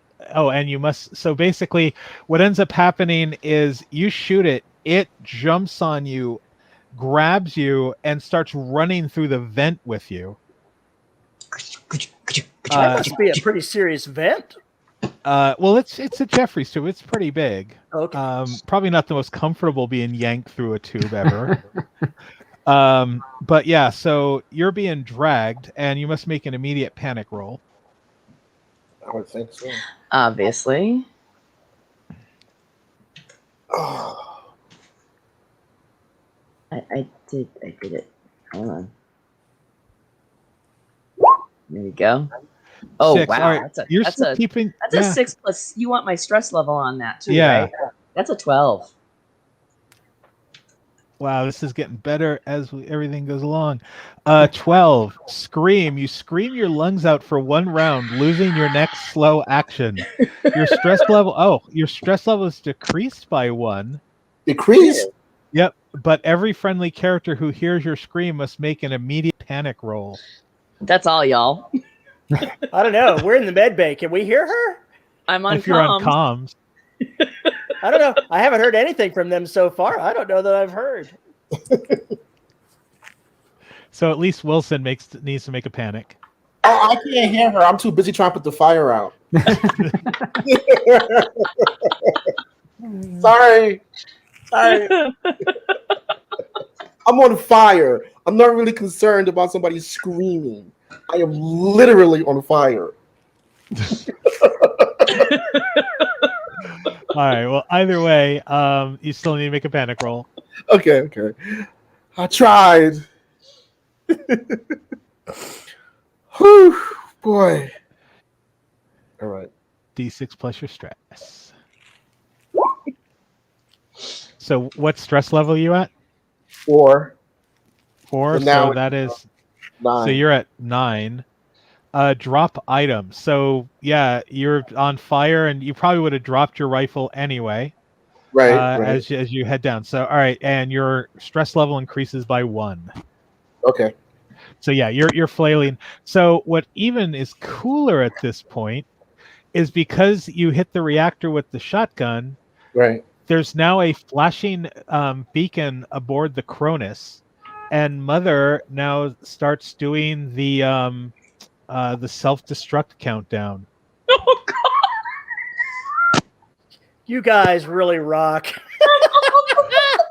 And because it says here, for any shot with a firearm in here that misses its target, roll a stress. The roll of the little alien dude causes critical damage to the reactor relay and triggers the total destruction of the Cronus after 10 minutes. Oh no! Does that sound an alarm throughout the ship? Yes, it does. Mother is now counting down. That's not I'm guessing good. the reactor repair did not go as planned. It sounds like not. All right, so let's. We're just going to go ahead and keep that initiative of the last roll. So we are back to. I believe it was. Here we are. No, wait. What was that last initiative roll? Was it 6, 1? Did I pass it up here? Oh, here we go. Those are just roll initiative again. Who? Me or all of us, all of you. Yep, I got a 7. All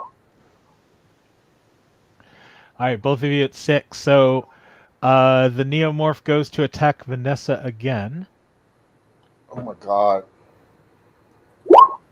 A 4 is going to be a leaping attack. The neomorph jumps at the victim. Roll for the attack using 8 base dice. Which is going to be... Oh, we actually got to handle the damage from the last one. So you actually took 3 points from the last attack. What's your armor, Vanessa? You're muted. You're muted. Better? Yeah. All right. What armor do you have? It was 5. Now It was it's 5? at 2. All right. Now so it's go 2, ahead. correct? Yeah. Well, actually, I think those suits only had 2. Did they have 5? I think they had 2. You probably put your air into the armor by mistake. No. You gave me 5. You got weird. special armor. Yeah, because there's No, it should have just 2. 2, yeah. Okay, well, in that case, I am now down to 0. Well, no. So basically, what you're going to do is roll 2 dice. Any successes will lower your damage by 1. All right, 2d6. Oops, that actually did him as Oh. a single. So you need to do 2 separate. All right, let's do that.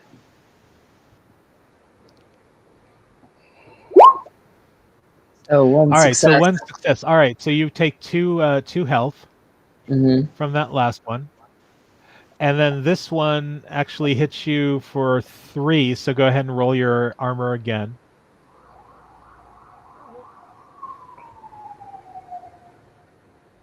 There we go. All right. Oh, cool. All right, so you take 2 more health. Take 2 more health. Yep. That brings me to no health. All right, so you are broken. I'm broken. And we're going to go ahead and roll on the critical damage table. Okay. So make a D66 roll. 66. 44. Punctured lung. Wow. Nice. Stamina and mobility are at -2. So it basically claws at you, and since basically if it can't with this particular attack, well, I'm not going to have you make the panic roll because there's no need to, and the neomorph immediately performs an extra attack. So goody. There's a scream, and I guess it looks gurgle gurgle. Yeah. So unfortunately, so sorry about that, Vanessa. Wilson, it is your turn. Can I put myself out? All right, so you're going to roll around. I'm still going to make the roll versus the fire. Okay. Go ahead and make me a mobility check.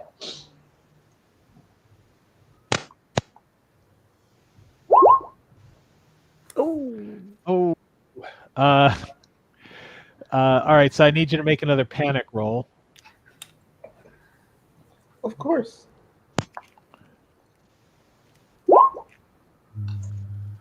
All right, 7, which I believe is just your anything agility based is. However, that's 1. So it looks like 3 successes against you. You can go ahead and roll against your armor to at least try to wade some of those off, but your suit is cooking. Okay, so that's do I roll like 1d6 or 2d6? Your armor is 2d6, so you just roll 2d6. Gotcha. All right, so that's actually you have to do them separately. Separately, right? Yeah, Right. yeah. So 1 and 1, right? Yeah, 1 and 1. All right, so unfortunately no successes, so you're going to take 3 health. Ouch. And yeah, you're unfortunately still smoldering. So back up with everyone else. Yeah, the self-destruct just went off. You know you have 10 minutes before it goes off to try to shut it down. Can we shut it down at the reactor, or is this a bridge thing?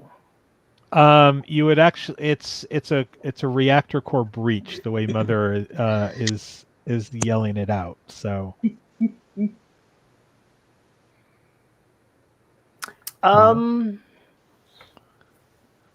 Kayla's gonna head for engineering. I mean, it's this or die. It's our ride. We've got to stop it. Yep. All right, so you're gonna head down to the reactor core. Yeah, I'll tell Ava to stay put, and I'll follow with the right. Oh, you have the rifle, so I'll just follow along. That's pretty funny. I know you can't move, but just stay right there. Stay put. Don't go anywhere. All right, so Wilson, go ahead and make a mobility again. Okay. Oh my gosh.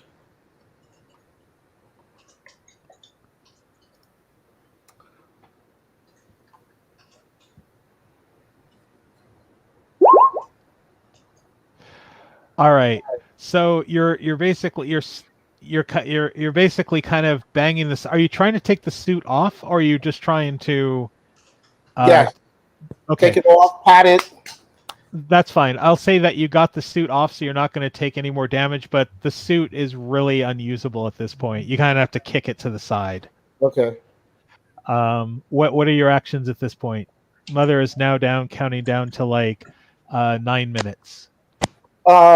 Before I kick the suit to the side, I check because I put the serum in the pocket of the suit. Oh, okay. He had that one extra injectable that he had gotten from the doctor's locker. Kayla's got the other 10 however many there were in the case. All right.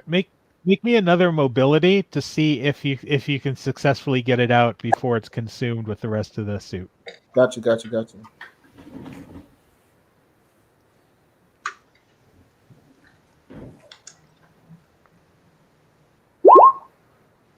Yep, you grab it. I grab it and I take it. Do you head out of I take the tunnel? I mean, I take it. Himself. What could possibly go wrong? What could go wrong at this point? I mean, really? The guy had it in his locker hidden. Maybe it was a good thing. I was just on fire. What could happen at this point? All right. So that is true. All right. So Cham and Kayla, as you're coming down are you going down through junction A2? Yeah. Sure. Okay. Why not? So as you come down the ladder, two things that you noticed. One is that the door to the junction thing is open. And two, you see Vanessa Miller's body ripped to shreds. Damn. Right by the door. Kayla is going to be looking for the monster. She's going to be looking around with that rifle, looking around at something bad. You don't particularly see anything, so at least unless you're going to go hunt for it, and you also see that the door to the tube that goes to the reactor core has been torn open. John, are you down there? Yeah. Are you okay? No, not really. You need to get your ass down here now. Hang on a second. Talking on the thing, dear. That's perfect. Kayla's going to hand the rifle to Cham, and she's going down the tube. Okay. So yeah, you go down the tube. You can see where the reactor is damaged. You can see that that Wilson is no longer wearing a suit. It's actually smoldering on fire off in a corner where it was kicked. And of course, there's blood in that nasty white gore. But you can see where the reactor core, so you know that it's probably going to take some welding up. Heavy machinery rolls should do that with the cutting torch. Hang on, dear. I'm doing something. Golly, I think you're yelling at her or something. Golly. Well, we'll take a break in a minute. So we probably should switch places because I have the cutting torch and proficiency with heavy machinery. Yeah, that's probably a good point. Kayla will take the rifle and try to guard his back while he's doing the work. Yeah. All right. And why don't we go ahead and take a 10-minute break? And when we come back, we'll come to the conclusion of whatever was happening. I'm sure it'll be fine. Yeah, it's fine. This is great. All right, everyone. See you in about 10. See you in 10. All right.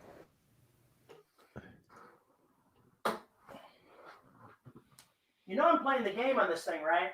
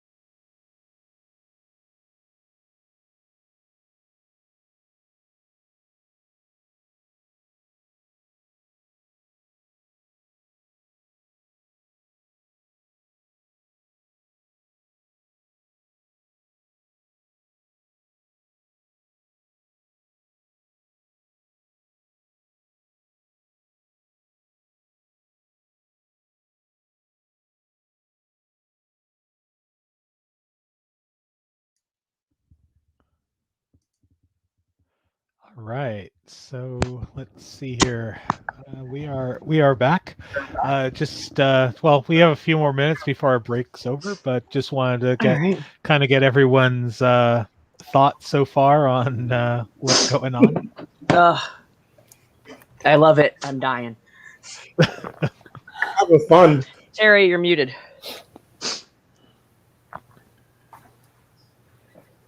Game over, man. Game over. Game over, man.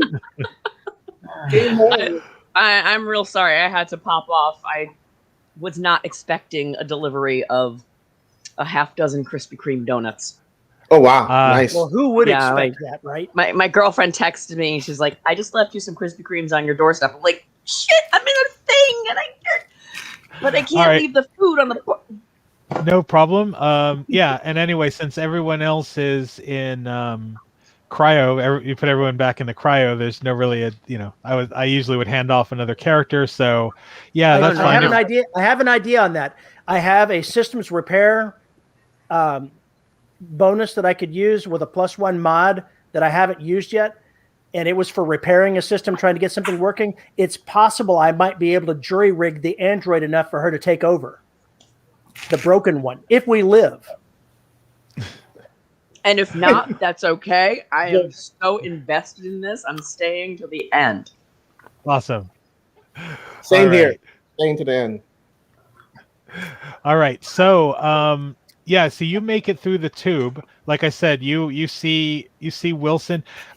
Wilson, did you drop the little container with the antidote in it, or did you place it back in your pocket?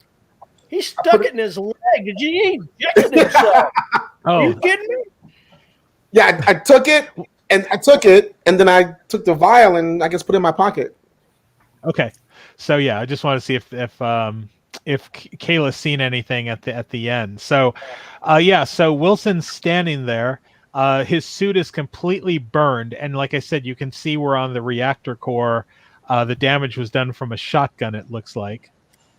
Dude, that is totally not the way to repair a reactor. Hey, something attacked us. The captain accidentally set me on fire. I think I heard her scream. I was a little busy trying to get the suit off that was burning me alive. I don't know, man. I don't know. This is not good. She's not gonna be getting better. Sorry. She's dead. You shot the reactor. Mother's giving us the countdown to death. Good times. All right. Let's fix this reactor. Very good times. Try to keep these creatures from eating me while I try to fix this reactor. Okay. All right. So Wilson and Kayla, are you leaving, and then Cham is going to go back in? Well, we're going to cover them, right?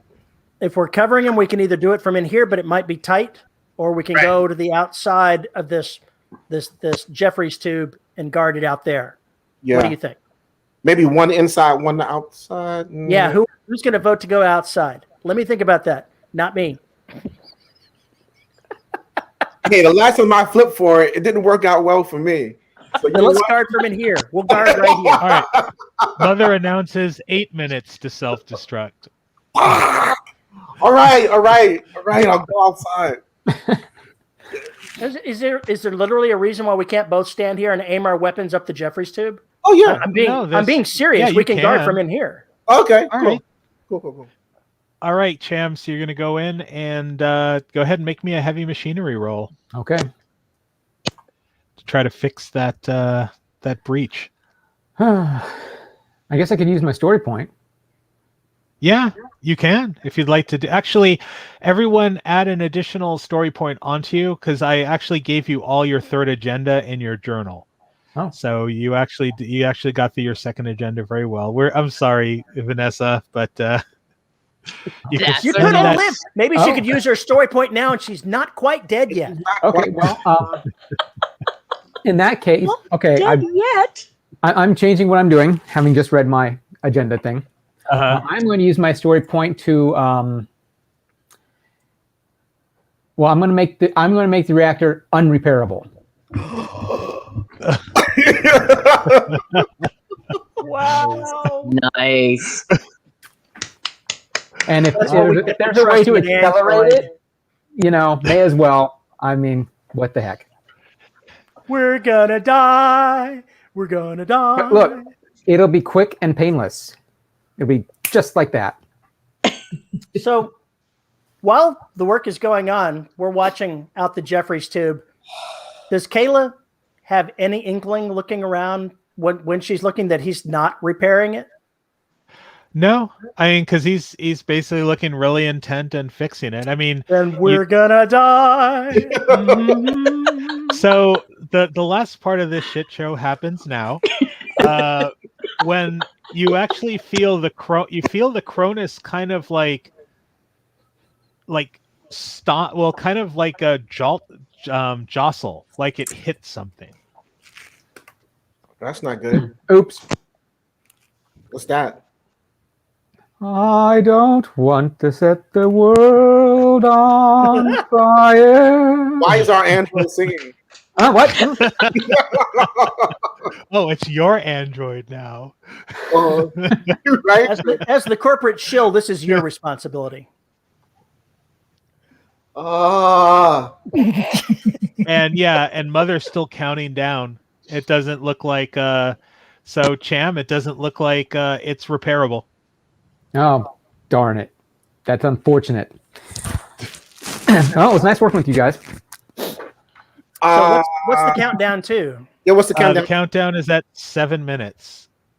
Now, so Can there's a jostle. we jettison it? The reactor? Mm-hmm. Not really. It's part. You'd have to no, because it's part of the ship. Then we have to leave the ship. It may only buy us, the air time, but we either pick to die here or we pick to die somewhere else. What are we going to do? We've only got 7 minutes. Well, I can tell you that dying in a reactor explosion while you're standing right next to it like this is a lot less painless than dying of starvation or suffocation in an escape pod with no air. That's true, but I'm going to take any chance at life I can get. Don't we have, John, we've got this thing that the corporation wants. You promised me to set my brother up, and I will do everything I can to get you out of here. Everything I can. I promise you to set you up. Even if it doesn't Done deal. Even if we all die. Done deal. Let's get out to our little ship. It's got a pod in there. I think it's got 2 pods in there. We can all go, man. 2 people in a pod. The android doesn't need a pod. We can do this. There's no pods. The only thing that you have to escape possibly is the Daisy. That's what I said, the Daisy. The Daisy's got pods in it. It's got 2 pods, if I remember correctly. Daisy got 2 pods. The Daisy's a shuttle. Something we had 2 pods. I distinctly remember that. I thought the Daisy had 2. No? No. The Daisy is just a small shuttle bay that what about what they used in Alien to get out that had the pods in it? What was that vessel? Because remember when, well, at least as far as you know, when Davis came aboard, she said that the only thing that was down here is 2 ATVs, and they're tossed on their sides. Is there another docking bay? Let me look at the map here. What else? Is that the only place? Yep, there is. That is on deck D. All right. It's what we've got. It's the only thing we've got that we can do anything. Yeah, take what you can. You do what you can with what you have. Fight to the end. That's all we can do. Yeah. Are you coming with us, Cham, or are you going to stay here and end it? I'm not even waiting for him to answer, man. I'm like, let's just go. Right. He's an android. Let's just I'm going to follow John. I'm going to follow John. Are you coming, Hans? Yeah, I'm following them too. Right. All right, so let's see. The easiest way probably to get down there to deck D. So you're going to have to go down to. So you can go down junction C2. And does it go down one more? No, it doesn't. So it looks like you're going to have to. go down steps. So it looks like you're going to have to basically come down one of these like elevator shaft things. Are we going by the medical bay? Let's see here. You're already on deck. You're over here. And the mess, where's the medical lab at? That is Deck A. Is on deck A. Oh, here's the med lab here. Oh, med lab. Yeah. Yep. I'm trying to. If we've got time to grab the injured android, I will. But oh well, not, no, you I'm actually not. have the android up here. You left her in the examination room. I couldn't remember where it was we left her. Yeah, it was the examination room.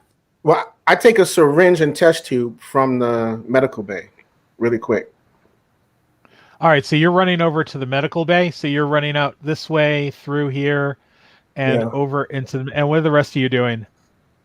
I'm trying to figure out if it would take any time to get the android. I really am loath to leave her just to die.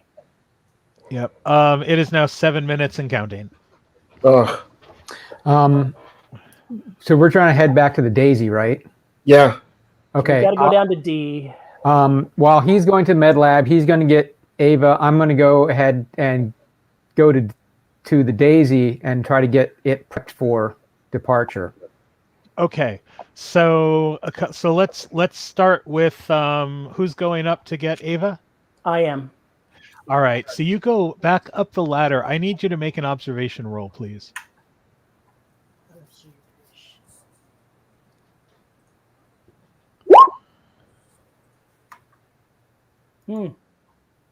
Success and failure.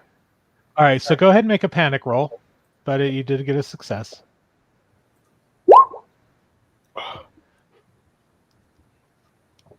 Now, is that the combined panic roll, or is that was me pressing the panic button? Okay. So I assume that it means it added in whatever I was doing. Gotcha. All right. So 7, I believe, is just you lose your it's the agility thing, but let me just double check. Yeah, let's see. 7. Yeah, nervous twitch. Oh, stress level and stress level, all friendly PCs increases by 1. So stress level goes up 1. All right.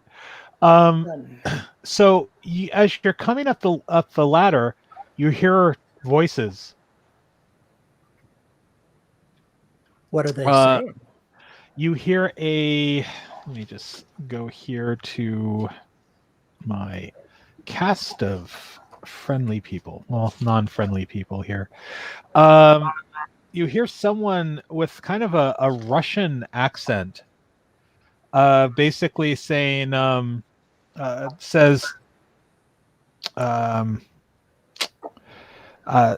looks and goes, Mickey, come on, we got to work fast. It looks like they kind of detect us coming, or the ship knew we were coming and set self-destruct. Let's go through here and see what we can salvage and take back quickly, because it doesn't look like we can take the ship. I don't think we have time to make it to the reactor or whatever to see what's going on.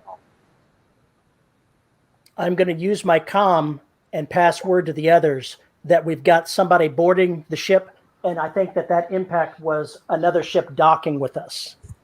And it may be a good idea to come up here and us get our ride out through whatever they're doing. Copy that. Maybe at gunpoint.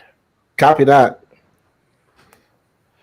All right. All right. So, Chem, you're heading down to the Daisy, right? Yes. All right. So so the door to the Daisy is open. However, and this is the thing that Oscar wanted to remind me of earlier, and the thing is that the Daisy's completely trashed. Okay. Davis sabotaged the panel. It would take some serious fixing that you probably don't have time to get it going. No, so you can either dedicate. That's fine. I was going to sabotage it anyway. So. Oh, okay. So. Damn androids! That was easy. Mission accomplished. All right, Wilson. Yes. So you run into the med lab. I will tell you exactly what's in the med lab. So med lab is deck B. All right. So the med lab has so basically you can find the you can definitely find syringe, the air syringes in here. Yeah. You also basically find jars with it looks like those dead brain tail things that were popping out of people's heads. Oh shit. You also find also a bunch of jars with these weird looking big bulbous like egg sac looking things. Yeah, those are snacks. That's what those are. And there's the medicine cabinet. And there's the medicine cabinet. Yep. All right. So I definitely take syringe and test tube. But you know what? No, I forget the syringe and test tube. I take those jars and can I put them like in a sack or something or a bag or something or? Yeah, you can find a bag. Yeah, and just put that over my shoulder and hightail it to Kayla. All right. I'm gonna have you go ahead and make me an observation roll quickly. Of course you are. Of course you are. Try not to set anything on fire or shoot it. Right. All right. So I'm going to say that you're not particularly panicked or surprised as when the door slides open, there's one of those things standing right in front of you. I fired without hesitation. All right. So I'm not going to even have you got the initiative on this one. So go ahead and just fire away. Oh.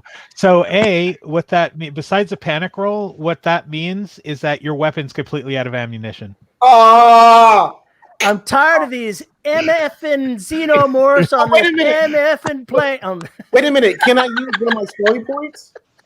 What's that? Well, the story points will only give you a success, but basically, according to the rules, the way weapons work is that they will just keep firing ammo until one of those comes up, and then dramatically, it's out. It's out. So so you come up with the rifle and like. Yeah, I wonder what that loud scream from somewhere else was. Can I just swing the damn shotgun? You will be able to on your when we roll initiative again. So let's go ahead here and a initiative? 1. Oh, so terrifying hiss. Make another panic roll. Of course. 6. All right, so you're holding on to it. So you're gonna try to like swing and hit this thing. Yeah, man, and run all hell. Oh, so you're gonna try to push through it and run? Yeah. Okay. Well, awesome. Yeah. Yeah. So just go ahead and make me a close combat. Oh. All right. So another panic roll. You're gonna be fine. Just take a breath. You're gonna be okay. I'm panicking, and I'm. Wow, you are still holding on. You're definitely you want to get that sample off of Earth, so it's yeah, that's what it is. Oh yeah, I want to live, damn it. All right, it does a leaping attack, which I think is probably doomsday, but we'll see. You might survive it. It'll be awesome. You might live. All right, so we are now going to go down to let's bring that up. The dice roller.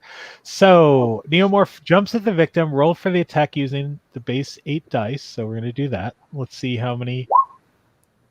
So it actually just gets 1 success, which is going to hit. You're not wearing armor, so that is just going to do 2 points of health.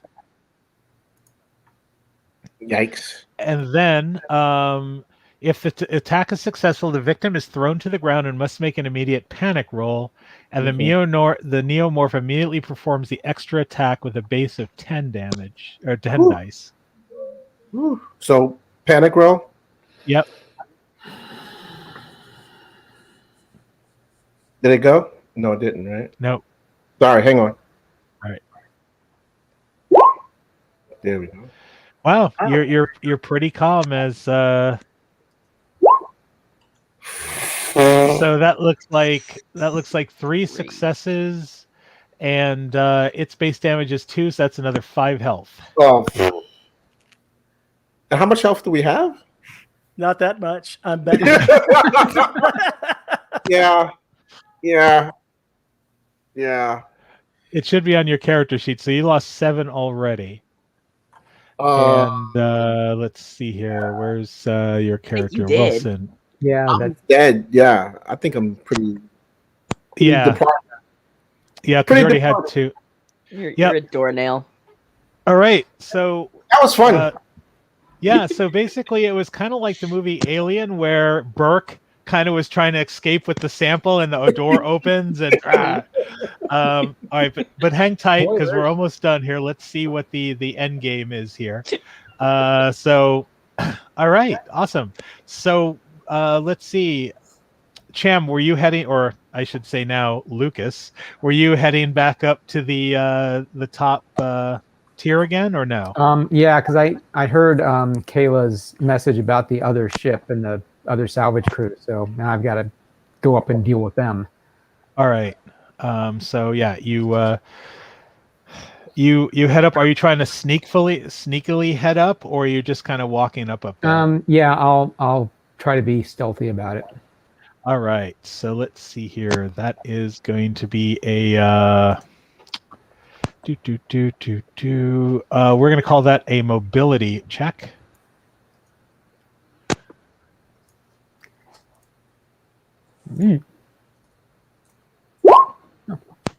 All right, awesome. So yeah, so you sneak up, and are you going to try to find Kayla?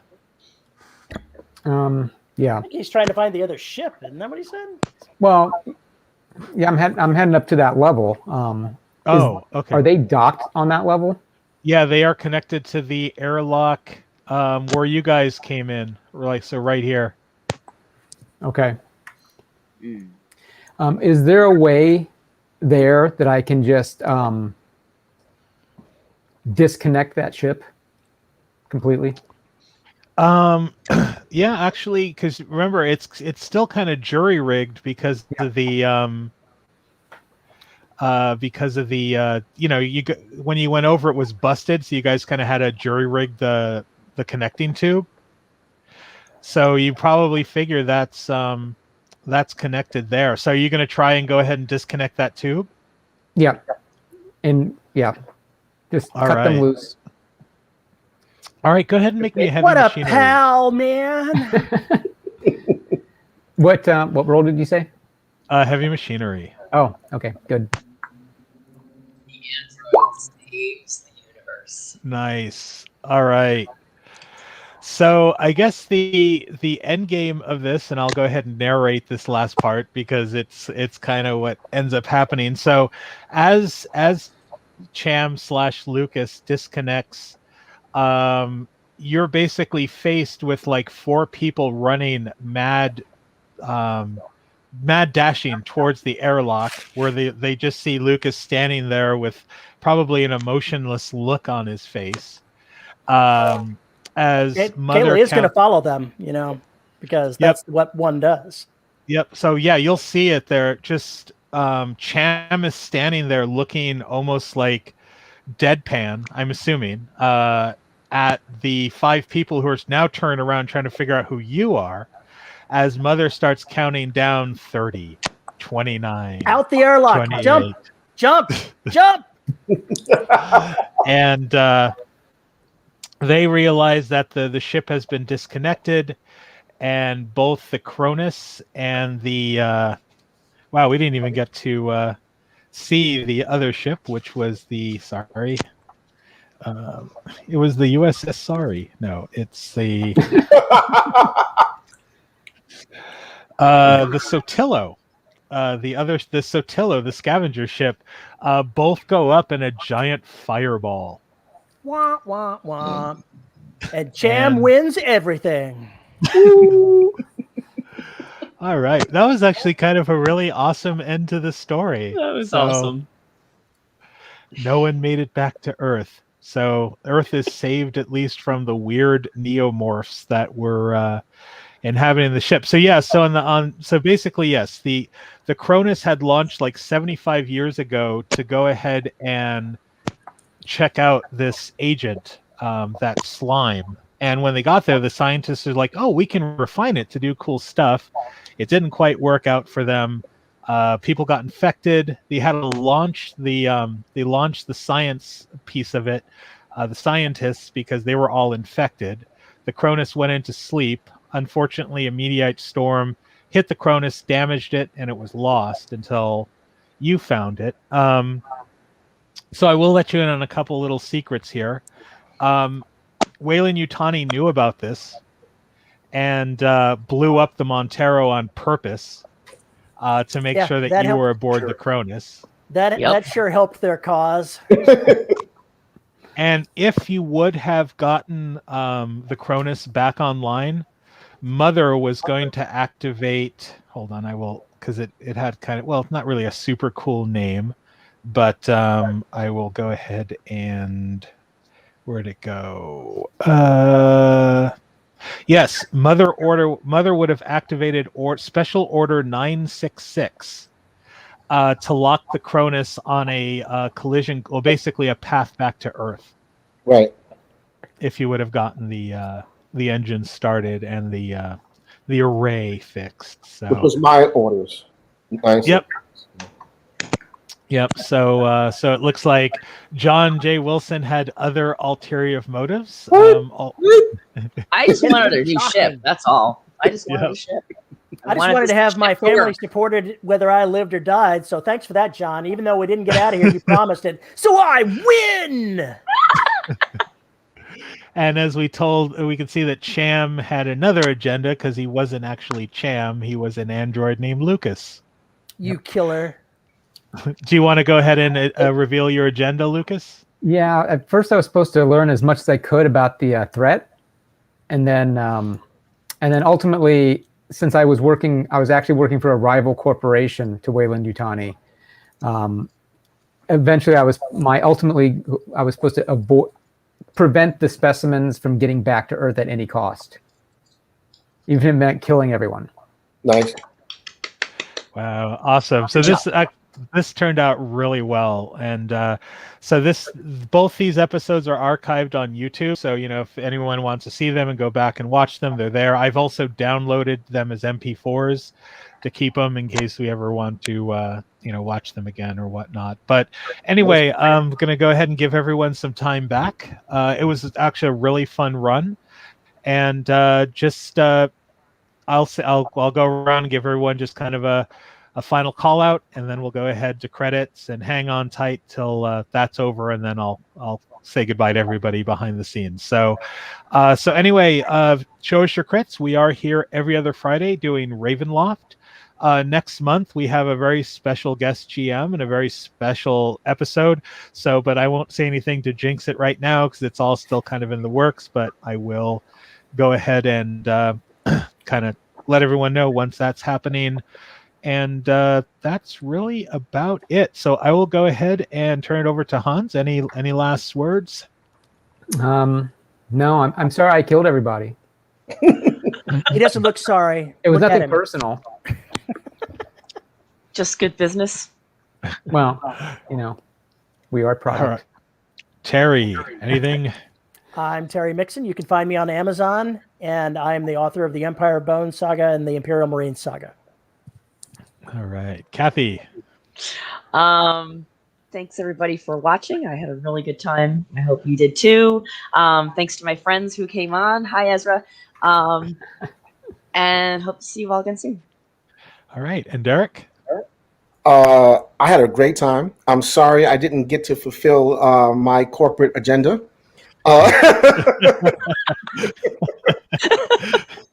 And I can be found, Derek Tyler Attico can be found primarily on Facebook, on Twitter at @dattico, and I love to interact with people at all times. Thanks.